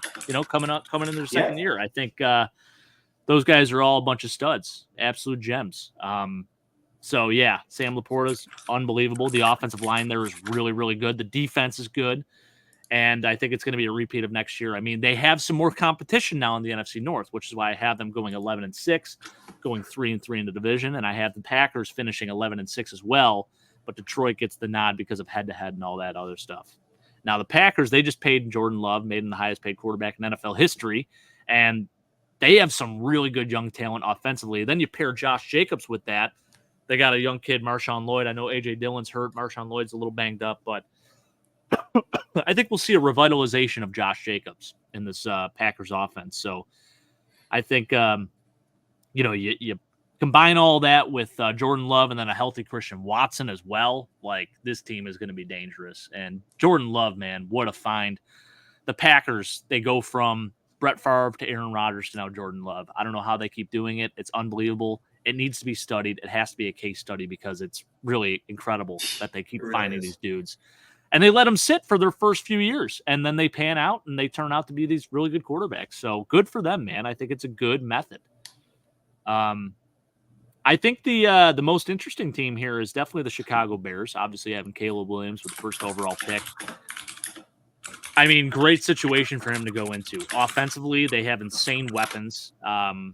You got DeAndre Swift at the running back position, Roma Dunze, they drafted in the first round, Keenan Allen, and then DJ Moore, who's an insanely good receiver and does not get enough credit for how good he is. And then Cole Kmet at the tight end position. The offensive line is getting better. It's average still in my mind, but Darnell Wright, very good tackle. And then, I mean, I think they're definitely going to take some steps to get better, but I don't think they are a playoff team just yet. And I feel like they're going to be playing second fiddle to either the Packers or the Lions. And it's just not going to be good enough. But 9-8, I feel like, Caleb's rookie year has a chance to win offensive rookie of the year, maybe offensive, rookie of the year in general. So, I think there's a lot to be encouraged about. And that defense is really good too. I think Jaquan Brisker is one of the more underrated safeties in the NFL. They got some studs at the linebacker position and on the D-line. So, 9-8. Then the Vikings, man, it's very unfortunate. J.J. McCarthy goes down, done for the year. Sammy D is going to be coming in. He'll win you some games. They still have some good firepower on offense in Jay Jetta and T.J. Hawkinson when he does return. And then Aaron Jones, a lot to prove going to a rival team. So something to look out for. They did trade Danielle Hunter. They're basically swapped Danielle Hunter for Jonathan Greenard. So they have him at the defensive end position. Had a really good year last year in Houston. And that's about all I got for the NFC North. So, Ian, I'm going to let you take it away here. Sure. I mean, the Lions are the kind of always going to win the division every year type of team now at this point. I can't see them falling off. They lost basically nobody to free agency last year. And this team seems to always be able to find guys to step up and be great, like Sam Laporta as an example. Kind of came out of nowhere and became one of the best tight ends in the game. Not only that, but you have just a fantastic offensive line that's going to be there to protect Jared Goff the entire season. And I think it's an easy 12-5 for me. I have a very different list, and this was something that was really hard for me to do, but I wanted one real big shakeup. And my big shakeup is the Packers going 8-9 and having the biggest sophomore slump of any team on this list. One thing that when I was perusing some sites, I've realized that there are actually on average 6 new NFL playoff teams every year. On average, at least 6. Wow. And every time that I would go through and do all of these, I always realized that most of the time I kept the same teams that I had the year before, or I'd only have like 3 new teams. So I thought it made more sense to try to put some newer contenders, some things that maybe you wouldn't expect in there. And one of them is, I think it's extremely unexpected, but I think Packers missing the playoffs and the Cardinals making the playoffs is kind of a storyline that I could see happening in the NFL. And that's why I kind of have the Packers missing the playoffs. I love that. They've necessarily done anything wrong. I think it's just a situation where, yeah, Jordan Love had a fantastic second half of the season. And I don't think that that's necessarily worth all the money that he got paid. I think he kind of used a huge bargaining chip in that last back half of the season, and that Dallas Cowboys playoff win was huge for him to be able to get that kind of money. And I think that this team's going to rest on their laurels a little bit and get a little comfy. And I think it's going to result in them missing the playoffs. Now, do I think that that's going to be the trend for the Packers? Absolutely not. I think they bounce back the following year bigger and better than ever. I mean, even Aaron Rodgers and Brett Favre both had seasons where they slumped. That happens. Yeah. This is something that I think that I kind of wish that Bills fans would get into their heads, is that you could have the best quarterback in the world. You're still going to have seasons where you slump, or you have, too many injuries, or there's too many mistakes, or maybe your quarterback doesn't necessarily regress, but maybe he's on the ground more because the offensive line lost a piece, or, his favorite receiver's gone, or whatever. Regression seasons happen, man. And I think that this is one of them for the Packers, in my opinion. This is kind of more of a gut call thing. Looking at the Packers team, they really didn't lose anybody that important. If anything, they upgraded at running back with Josh Jacobs, in my opinion. He's younger and I think a little bit better than Aaron Jones was. Although Aaron Jones did absolutely go off in that playoff game. It was kind of really cool. Oh, it was nutty. And their defense is super, super good. I mean, it's super, super solid. And their first couple of draft picks kind of shows that they're really just there's only 1 or 2 pieces away from being a real contender in the NFC North as far as winning the division. But I think this is a slump season for them. Bears, I mean, everybody's been saying it. This is the best team that a rookie quarterback has ever gone to. Genuinely, this is the best offensive situation for a rookie quarterback probably in history.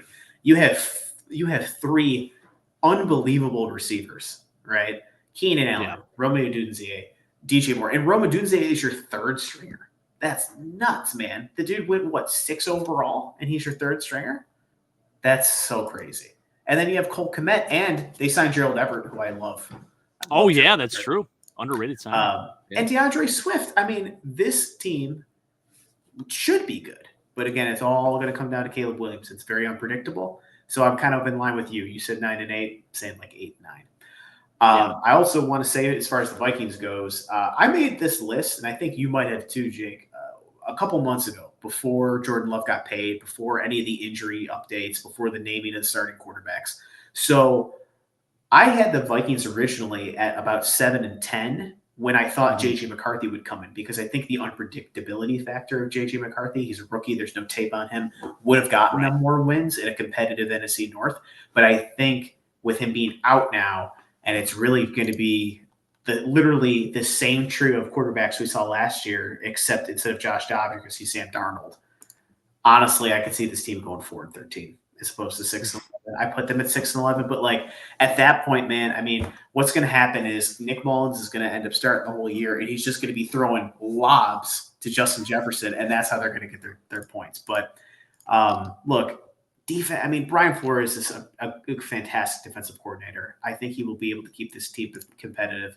And so I'm 6-11, but after the J.J. McCarthy news, because that if he were to play and Sam Darnold gets pulled and J.J. goes in, there's that rally win that always happens whenever, that new rookie, that fresh rookie comes in and the team rallies around him, they win a game or two. That kind of stuff happens all the time. Hell, even the Giants rallied around Tommy DeVito for a couple of games. So imagine, you roll out the red carpet for your first string or your first round pick quarterback. I mean, you would expect something, but not having that, I think, is a real blow. And so, I think this is a good place. Oh, and TJ Hawkinson starts the year on the pup list, so that's not great. Yeah, he'll probably not return till mid-season, realistically. Although I think he's ahead of schedule. That's what I've been hearing. So, yeah.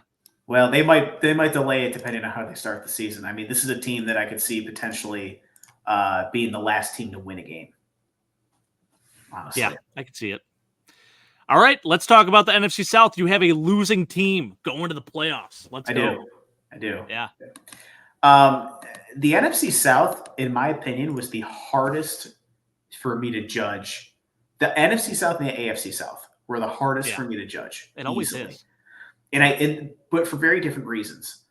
The AFC South I picked because they have these young upstart quarterbacks that are you never know who's good. Like you don't know which one of them is the real deal or not. The NFC South, it's a bunch of prove it quarterbacks with Bryce Young, right? You have Derek Carr, you have Baker Mayfield, and you have Kirk. All dudes on their at least second team, and all dudes that couldn't make it. Former, in the case of Baker, a former first rounder who couldn't make it on his original team and is struggling to, try to make a name for himself on a different team. The thing with the Falcons, man, is I honestly didn't even want to have them winning this division or making the playoffs. I think the hype is way, way too high. And I've just seen this sort of song and dance before where you draft a quarterback high after signing a quarterback like that. I mean, think about the Eagles with Carson Wentz, and then you drafted Jalen Hurts in the second round. Like, that messes with the team's mind. Like, why are we really like what we drafted this dude so high and he's not going to start? Like, players are going to remember that, and I think that that's going to have a serious impact on the team going forward, even on Kirk Cousins' psyche for that matter. And honestly, I think it was such a huge mistake because Kirk Cousins is still a very viable quarterback. I mean, the dude is a stat machine when it comes to the regular season. He's putting up legendary numbers prior to his injury last year. Really was crazy. And then they lost Did they lose Darnell Mooney for the season? Wasn't he hurt? Rondale Moore, actually. Rondale Moore is who they lost for the season. Yeah. Mm-hmm. Anyways, I think the offense is still good, but there's still a lot of like untapped potential there. I mean, Kyle Pitts has never really lived up to what Kyle Pitts was supposed to. Yeah, what do you think? Kyle Pitts draftable this year in fantasy or what? Oh, man. I mean, as a third like tight end. highly in one of the earlier rounds, or you? No, I really don't think so. What?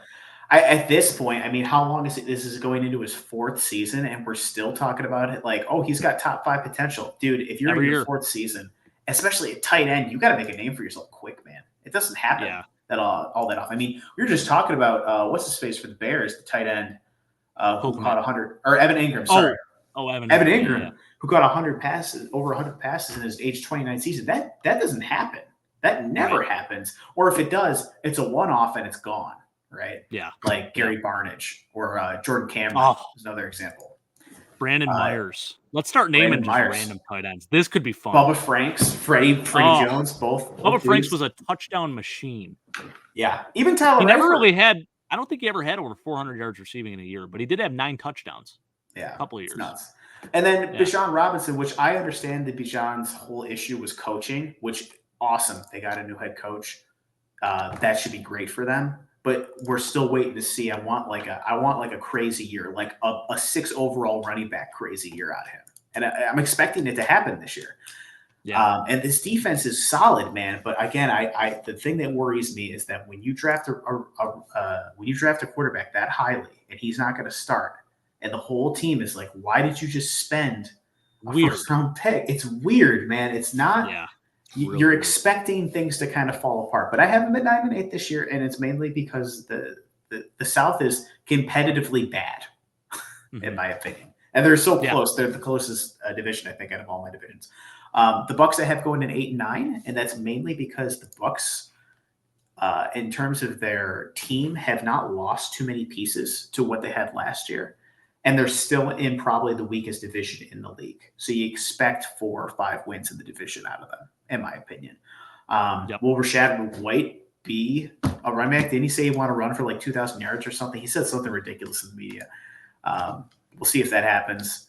Mike Evans is, he'll expect him to get 1,000 yards as he usually does. Chris Godwin is still a good receiver, I believe in. And they drafted a center in the first round, Graham Barton. So you expect that offensive line to be a little bit better as well. I think the big thing is just is Baker, was that a fluke or what with Baker? We don't really know. Yeah, now that Dave Canales is gone and he's gone to the Panthers, it's going to be interesting to see how Baker is able to capitalize still. That's very true. And again, with a lot of the other 8 and 9 teams that I have on here, I can see very easily the Bucs swapping with the Packers, for example, right? Because, generally speaking, the Packers team is better than the Bucs team. It's mainly just how I'm playing out the scenario of the 2024 season in my head, right? Or like the Cowboys, they're probably a better team than the Bucs. They could probably sneak into the playoffs over them. But that's just kind of how I see it playing out. I have them at the 7th seed. The Panthers are my big surprise team because you just mentioned Dave Canales. I have a lot of faith in Dave Canales. I love Dave Canales. Gino around, he turned Baker around, and now he's going to do the same with Bryce Young, in my opinion. I think the Panthers are so underrated, and they're underrated in the fact that they are really good at drafting defenders. I don't know. They've had a crazy good record since their existence of just drafting unbelievable defensive players. And I think it's going to stay the same. I mean, they have a really solid secondary. Xavier Woods, J.C. Horn is a decent corner. He's got to stay healthy. They signed Jadeveon Clowney, and they have Shaq Thompson. I mean, true. That offense and Ashawn Robinson and Derek Brown, Shai Tuttle. Dude, Derek Brown. Yeah. First D tackle to have over 100 tackles in a season since 2001. Yeah. It's very, very good. And then again, Dave Canales is a quarterback whisperer. I just think he will be able to help Bryce find better reads. And they finally got some speed at receiver, dude. I remember watching JT O'Sullivan's breakdowns with Bryce Young. And the one thing he kept saying is, bro, if Adam Thielen is your number one receiver, and he said, no offense to Adam Thielen, because he's a great receiver. He had 1,000 yards last year, but that dude is slow for a receiver in the NFL. And they finally went out and got Xavier Leggett and Deontay Johnson. Like, that's awesome for them. And Jonathan Mingo is a pretty quick dude, too. So look for him to get some Terrace Marshall, I haven't given up on him either. Yeah, Terrace Marshall. So I actually think 7 and 8. I mean, I think they could be a sneaky team to be competitive all year. I really do. I think the Panthers are I'm going to be betting them a lot. I think this year to covering spreads and stuff like that. And then I have the Saints at 7 and 10, but honestly, I think it's going to get a lot worse. I think I had them at 7 and 10 mainly because again, this division. I mean, I could see them hitting into the depths of the 3 and 14 range this year. I mean, I could too. Yeah. They're just not that good of a team. They lost Michael Thomas, which isn't that big of a hit because he wasn't doing all that great for him anyways. But dude, Dennis Allen's not a good head coach. That dude shouldn't be a head coach. He's a coordinator. He is not. I have nothing against Dennis Allen, but he's just not a head coach. Not only that, but you got a very old defense. I mean, Cameron Jordan is awesome, dude. But how old is Cameron Jordan? I mean, he's very old. He's in his 30s. Yeah. I'm looking now. You got 5 players on defense starting that are over 30. Demario Davis, Tyrann Mathieu. Oh, still playing at a high level though. Yeah, he is. And then he was an All-Pro last year, I think. Yeah, I think you're right. Nathan Shepard being brought over from the Jets as well. On top of that, I guess it's 4 defensive players. And look, these guys are good. Marshawn Lattimore is obviously a good player as well. Willie Gay is a decent signing for them. But, dude, this team just has no pop to it. I mean, Alvin Kamara is way past his prime. And to compensate for it, you brought Jamal Williams back over here. Tough, very odd. And then outside of Chris Olave, you have some nice things that may occur with Rashid Shaheed and A.T. Perry. They showed some flashes last year. But I don't think that it's anything that serious. And then, it goes down to Derek Carr, who I always had a lot of faith in Derek Carr. I thought Derek Carr was a really good quarterback, but dude, at this point, he's proven to mainly just kind of be there to fill up the stat sheet. And he just has a problem in the red zone. He just has a severe issue when it comes to Derek Carr is me playing CFB 25. Get the team down there, drive them down, put up some nice numbers, then pick 6, or just you do so well and you do so many things right, and then it just goes south. Derek Carr is the epitome of a guy that you can't just look at his Pro Football Reference page and know how good or bad he is. Because if you look at his Pro Football Reference page, he's got almost 40,000 passing yards in his career. He's got 242 touchdowns and only 107 picks. That's ratio. And a 65 completion percentage career-wise. That's insanely good, but he's not that good a quarterback in this day and age. He's just a solid quarterback, like Joe Flacco. Andy Dalton. Derek Carr. are right there. Yeah, Andy Dalton had some nice years though in Cincy. And so did Derek Carr. But yeah, right. And in Oakland, just, I mean, with John Gruden, he had his best seasons as a quarterback. So that's kind of where I'm at. Like I said, I have them at 7 and 10, but I honestly, again, I did this ranking a couple months ago. I could see them easily being 4 and 13. Yeah, I would agree with that. Yeah, I mean, mine is similar. I had a battle between the Bucks and the Falcons for so you put the them both division in. winner. But yeah, they both get in. Yeah, and I like the Bucks a lot, man. Bucky Irving, by the way, challenging Rachaad White for that starting running back job. That's going to be very intriguing to watch. That's good. Yeah. But yeah, I like the Buccaneers team. I like the makeup of them. I think Baker, always a chip on his shoulder, ready to prove everyone wrong. And he's finally got some weapons and some decent coaching. So, I think they're set up well and should be a nice repeat from last year. So I think 10 and 7 is viable for them. Yeah. And I have them getting a majority of those wins in the division. I feel like they're going to beat up on this division a little bit. So that's where I have a lot of those 5 of their 10 wins coming from that. The Falcons, I had a 10 and 7. I think Kirk Cousins automatically makes them better. I mean, the statistics will definitely be there. It's going to be interesting to see how they utilize Bijan Robinson. They just paid AJ Terrell too, by the way, who well deserved because he is, in my opinion, the most underrated corner in football. He's very solid. Great work to pay AJ Terrell. Finally, he definitely deserves it. But yeah, the Falcons at 10 and 7. I feel like that's right on cue with what you had too. So the Saints 6 and 11, and then Panthers 5 and 12, but a competitive 5 and 12. Them and the Commanders, those are the two teams I really, really do like in the NFC, and I feel like the record is not justifying how much I actually like both of those teams. But the Panthers are up and coming. It's going to be, growing pains for sure, but I think Bryce Young is going to take a step in that Dave Canales offense for sure, without a doubt. So I'm very excited for them. Yeah, pretty similar here with the NFC South predictions. But let's move into the playoff predictions now. The moment we've all been waiting for. So we didn't actually set these, so we wanted to do it on the show here. So I'm going to start with mine. We're going to start in the wild card. So the matchups we have in the wild card round here for the AFC, we have the Dolphins and Texans, Bengals and Bills, Jaguars at Ravens, and then NFC Packers at Bucks, Falcons at Eagles, Cowboys at Lions. So let's start with the first matchup here, Dolphins and Texans. I'm going to give the Texans a win at home in this one here. I think the Texans are going to pull it off.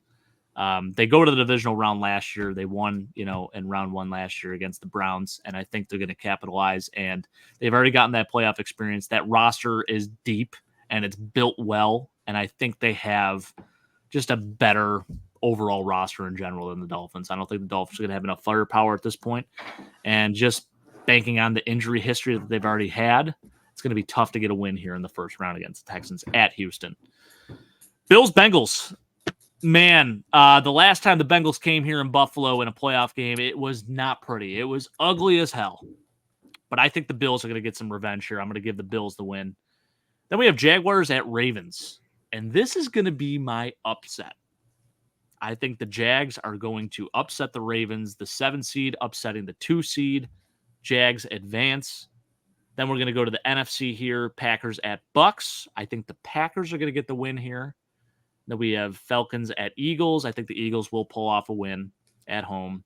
Then we have Cowboys at Lions. And again, early exit round for the Cowboys. So let's move to the divisional round. Now we have Texans at Bills. Now this is juicy. This is so juicy because guess what?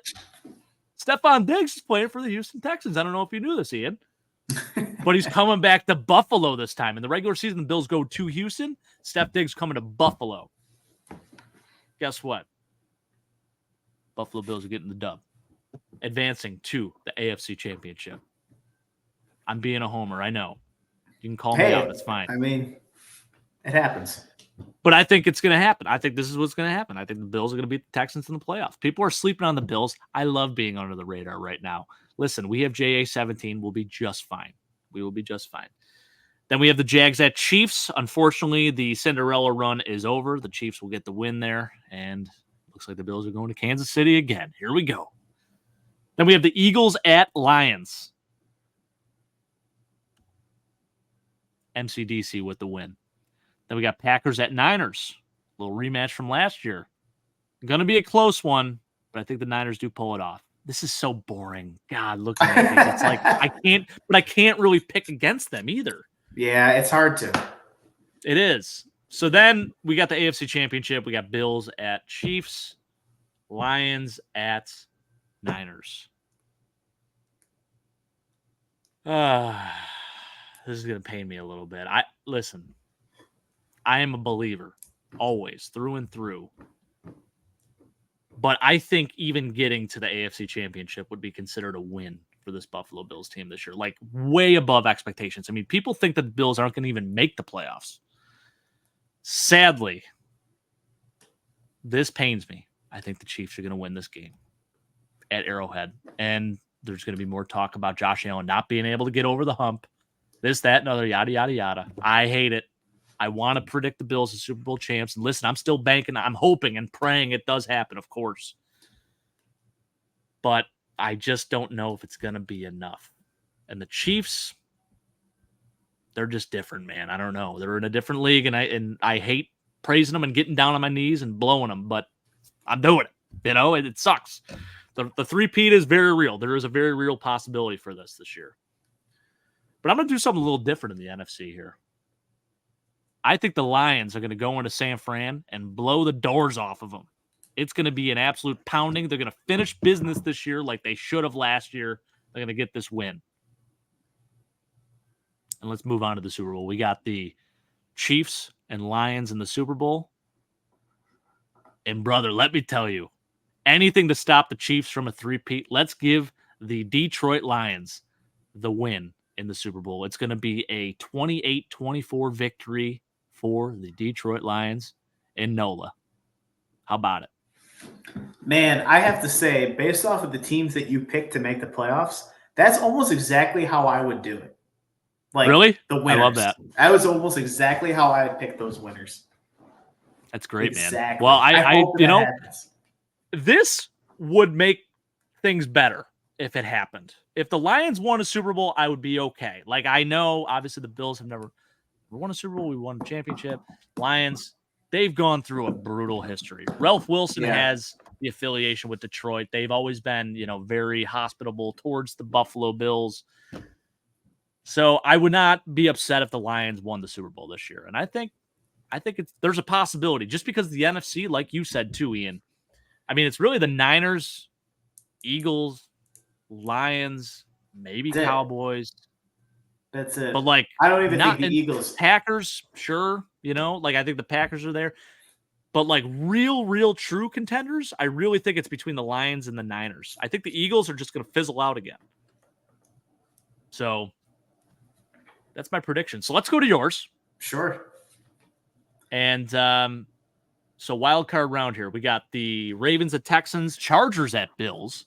Yep. Colts at Chiefs, Rams at Falcons, Cardinals at Lions, Bucks at Eagles. So let's start with the Ravens and Texans. So I'm going to say something that I think I told you a couple months back. Once we get down to the final 8 teams, I genuinely think that these final 8 teams, once we're done with the wild card round, will be any one of them can win. I think it's literally impossible to predict who's going to win out of those 8 teams because we won't really know or have an inkling of an idea until we get to that moment in time, right? There's so much that can change, whether it's a quarterback getting hurt or just the momentum of the team at the time. I mean, what if like the Chiefs are coming off a 3-game losing streak going into the playoffs and then they lose in the first round, right? Or something crazy like that happens. The Rams rally back and they win 5 in a row and they end up making the playoffs and they just go on a crazy run. I mean, we can't predict those things. So I just want to preface this by saying I'm picking this based off of storylines that I could see happening in the future, not off of who is the best team. Because if it's off who the best team, we would just all pick the first seed every single time. Yeah, I hate that. So I'm basing it a little bit more off of predictions for what I think storylines will be and where I think momentum will be at the end of this season, right? Going into the playoffs. So that being said, Ravens will win against the Texans. I think the Ravens are the Texans' bugaboo. I think it was proven last year after the Texans came out actually playing pretty well against the Ravens, and then they just ended up getting blown out. I think this is similar to our white whale or our Chiefs. I think this is going to be the Texans Chiefs. It's the Ravens for them. They'll always struggle against them. I think we take it against the Chargers. There's really no surprises there. They just don't have the weapons to keep up with the Bills. And then same thing with the Chiefs. I mean, the Chiefs are going to take this, right? I mean, whether or not you love or hate the Chiefs, they're not going to lose in the wild card round. If they three-peat, they're going to chance, right? Especially at home. No way do they lose an Arrowhead. No chance. Absolutely no way. All right.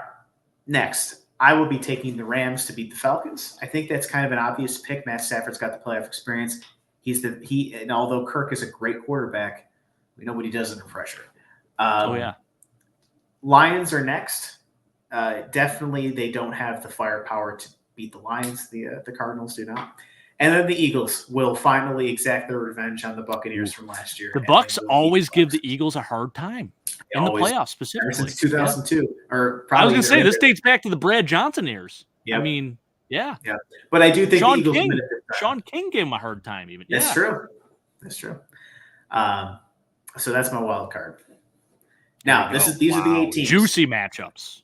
Any one of these 8 teams, in my opinion, has the potential to win the Super Bowl easily this year. But I agree. I do have the Bills exercising those demons and winning this game in Arrowhead. Oh, let's go. Yeah, that's great. And it's mainly due to the fact that I think, honestly, this is the type of season where this would happen, right? They're under the radar. The first win that they had in the playoffs is going to be against the Chargers in my scenario. They're just going to win and quietly move on. Whereas the Chiefs, there's all this talk of three-peat. All the pressure is more so on them, I think. And I think this is the year that we finally take them out.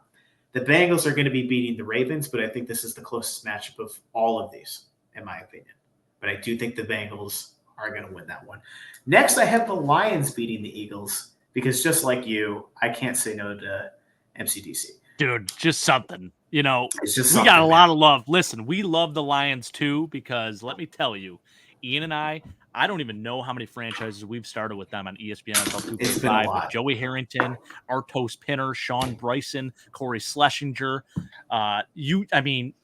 Just so many names, man. They have gone through hell. Sure have. And it's just refreshing to see this team. I mean, worse than the Bills. And they're actually exciting and fun to watch on top of all of that, which is just so cool. It's so cool. For sure. And then the last one is the biggest upset of the playoffs. I have the Rams beating the Niners. And I think it's because the Rams they are the only team, in my opinion, that can mind game the 49ers because of the head coach that they have. And I think that this is another one of those years. Again, Aaron Donald retired. They're under the radar. This is the year that they're going to do something special in the playoffs. And I personally think that, again, just kind of with the scenario I have in my head, the Rams are going to actually pull off a crazy upset here. Damn, I like it. Dude, again, look at this championship weekend. I mean, we got Matt Stafford versus his former team. Yep. Bills and Bengals, a little bit of revenge game here. A little bit of revenge game, but unfortunately, the Bills are not going to take this. This is the Bengals' year. I'm very confident in the Bengals this year. I think this is you really are 14-3. Yeah, you're not joking. Well, again, and the main reason it's 14-3 is because they have a crazy easy schedule. Again, they were last place last year. They have a last place schedule. That means something, and that gets you those extra. That takes you from a 12-5 team to a 14-3. It gives you those extra 2-3 wins that gives you the 1 seed. And I really believe in that. Yeah. And I think, again, when you have a guy, like you said, top 3 quarterback in Joe Burrow, and he's finally healthy for a full season, and as long as he stays healthy, I mean, how can you not get 14 wins with the weapons that you have and the offensive line you have and the stingy defense? I mean, you have to. So I think that the Bengals beat them. And then lastly, I have the Lions going to their first ever Super Bowl in history. Battle of the Cats. I love Battle of the Cats. And you know what? I'm following your lead. The Lions are taking this. I love that, dude. The Lions are taking it. Great minds, man. I think this is where the Bengals finally get stopped. It's the first time all season that they run into a real threat. and they finally lose it. It's kind of similar to 2021 with the Rams. Yeah. This is Give me a finally score prediction here then. I want to hear that. I said 28-24 Lions over Chiefs. I had written down a score prediction, and I don't remember what it is, but I anticipate this to be a pretty high-scoring Super Bowl, so I'm going to say 34-28. That's my prediction. 34-28 Lions. Dude, you know what's going to be priceless is watching Dan Campbell's reaction. Like, just seeing the emotion. Like, dude, just remember his first year as a coach of the Lions. I mean, Justin, like, they could not. It came down to so many one-score games, and I just remember the image that sticks in my mind is when Justin Tucker hit that freaking 66-yarder against them. Yeah. And he just fell to his knees, basically. Big I do dip remember in his this. mouth and just freaking. Afterwards. I remember I was working at Eden Valley Golf Course the next day, and I remember watching him on NFL Good Morning Football, and him just crying because he just is like, I don't know what else to do. Like, he's so I've never seen anybody feel so like helpless. Ejected. What do you say to that, man? That's brutal. And one other thing I forgot to mention too, the other reason why I think the Bills lose to the Bengals is I think that them beating the Chiefs is kind of going to be their Super Bowl. And I think that, they've had their Super Bowl moment. They overachieved. They went to the AFC Championship, and I just don't think they quite get it done. However, next year when we do these standings, you will see the Bills. Listen, every year I predict the Bills to win the Super Bowl on these playoff predictors. I did it last year. I've done it in previous years that weren't recorded. But, I got a lot of love for him, and I am a homer in a lot of areas, of course. Like, I'm a diehard, but I've earned that right. Like, I've gone through it, man. My favorite quarterback of all time outside of Josh Allen for this team is Gabron Hamden. Okay, so I live, I breathe it. So of course I'm gonna be a little biased towards them. It is what it is. Sure. But I love that we both landed on the Lions winning the Super Bowl. I don't know if anyone can hate that prediction. Like, I don't know if no one's going to be upset with this. The Lions winning the Super Bowl? How can you be upset with that? No, you really can't. And again, it's an under the radar pick when you think of like how dominant the 49ers are. Everybody's like, oh, the 49ers are just going to waltz their way to the NFC, the NFC divisional title again. Like, they're going to just take the whole thing. But I think this is the perfect opportunity for the Lions to really sneak in there and to be that NFC team. Because as you've seen over the last few years in the AFC, it's either whatever team Tom Brady plays for or the Chiefs. And now Tom Brady is done, so it's the Chiefs. It's always been the Chiefs. Even if it's not the Bengals, like in my scenario, in your scenario, it's the Chiefs. Everybody, probably half of the people who make these playoff predictions, the AFC guys, the AFC team is the Chiefs. But the NFC is wide open. It is. Generally speaking, even though we both have said it comes down to two teams. Once the playoffs start, I think the NFC is a lot more wide open. I think regular season, it's the 49ers to win. But I think the NFC just gets off the rails a little bit more. Like, it can go off in so many different directions, whereas the AFC is a little more structured. Like, outside of like a team like the Jags, like shaking things up a little bit, I feel like AFC, you kind of know.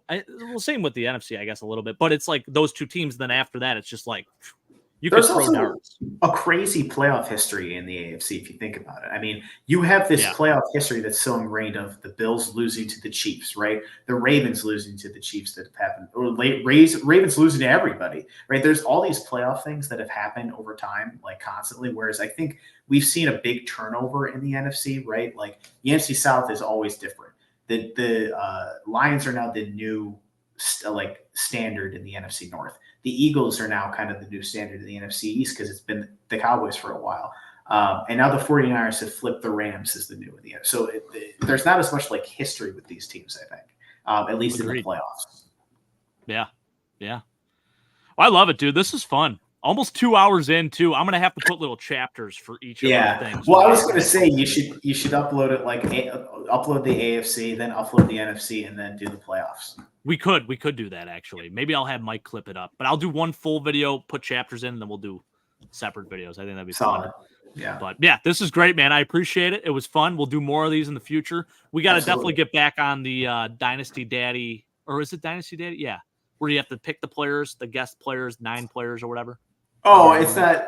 It's just on Pro Football Reference. It's their Immaculate Grid. Immaculate Grid. We got to get back on that train because I'll tell you what, that is way too much fun. I mean, we were starting to name some tight ends in this show, and it got me really fired up. Like, juices are flowing right now. So, yeah, man, thanks for doing this with me. Detroit Lions, baby. We both agreed on it. Detroit Lions are winning the Super Bowl 2024. Please like, comment, subscribe. Leave your predictions in the comments below. We want to hear your thoughts. You could be critical. You can come at us. I dare you. Like, it's fun. We love doing that. We love bantering with other fans. But we appreciate everyone that has watched the video. And again, it's going to be a great year. 2024, a lot of predictable and unpredictable things I'm sure will occur. But as always, I'm going to leave us with this beautiful message, and that's go Bills. Take care, guys. Go Bills. Go Bills.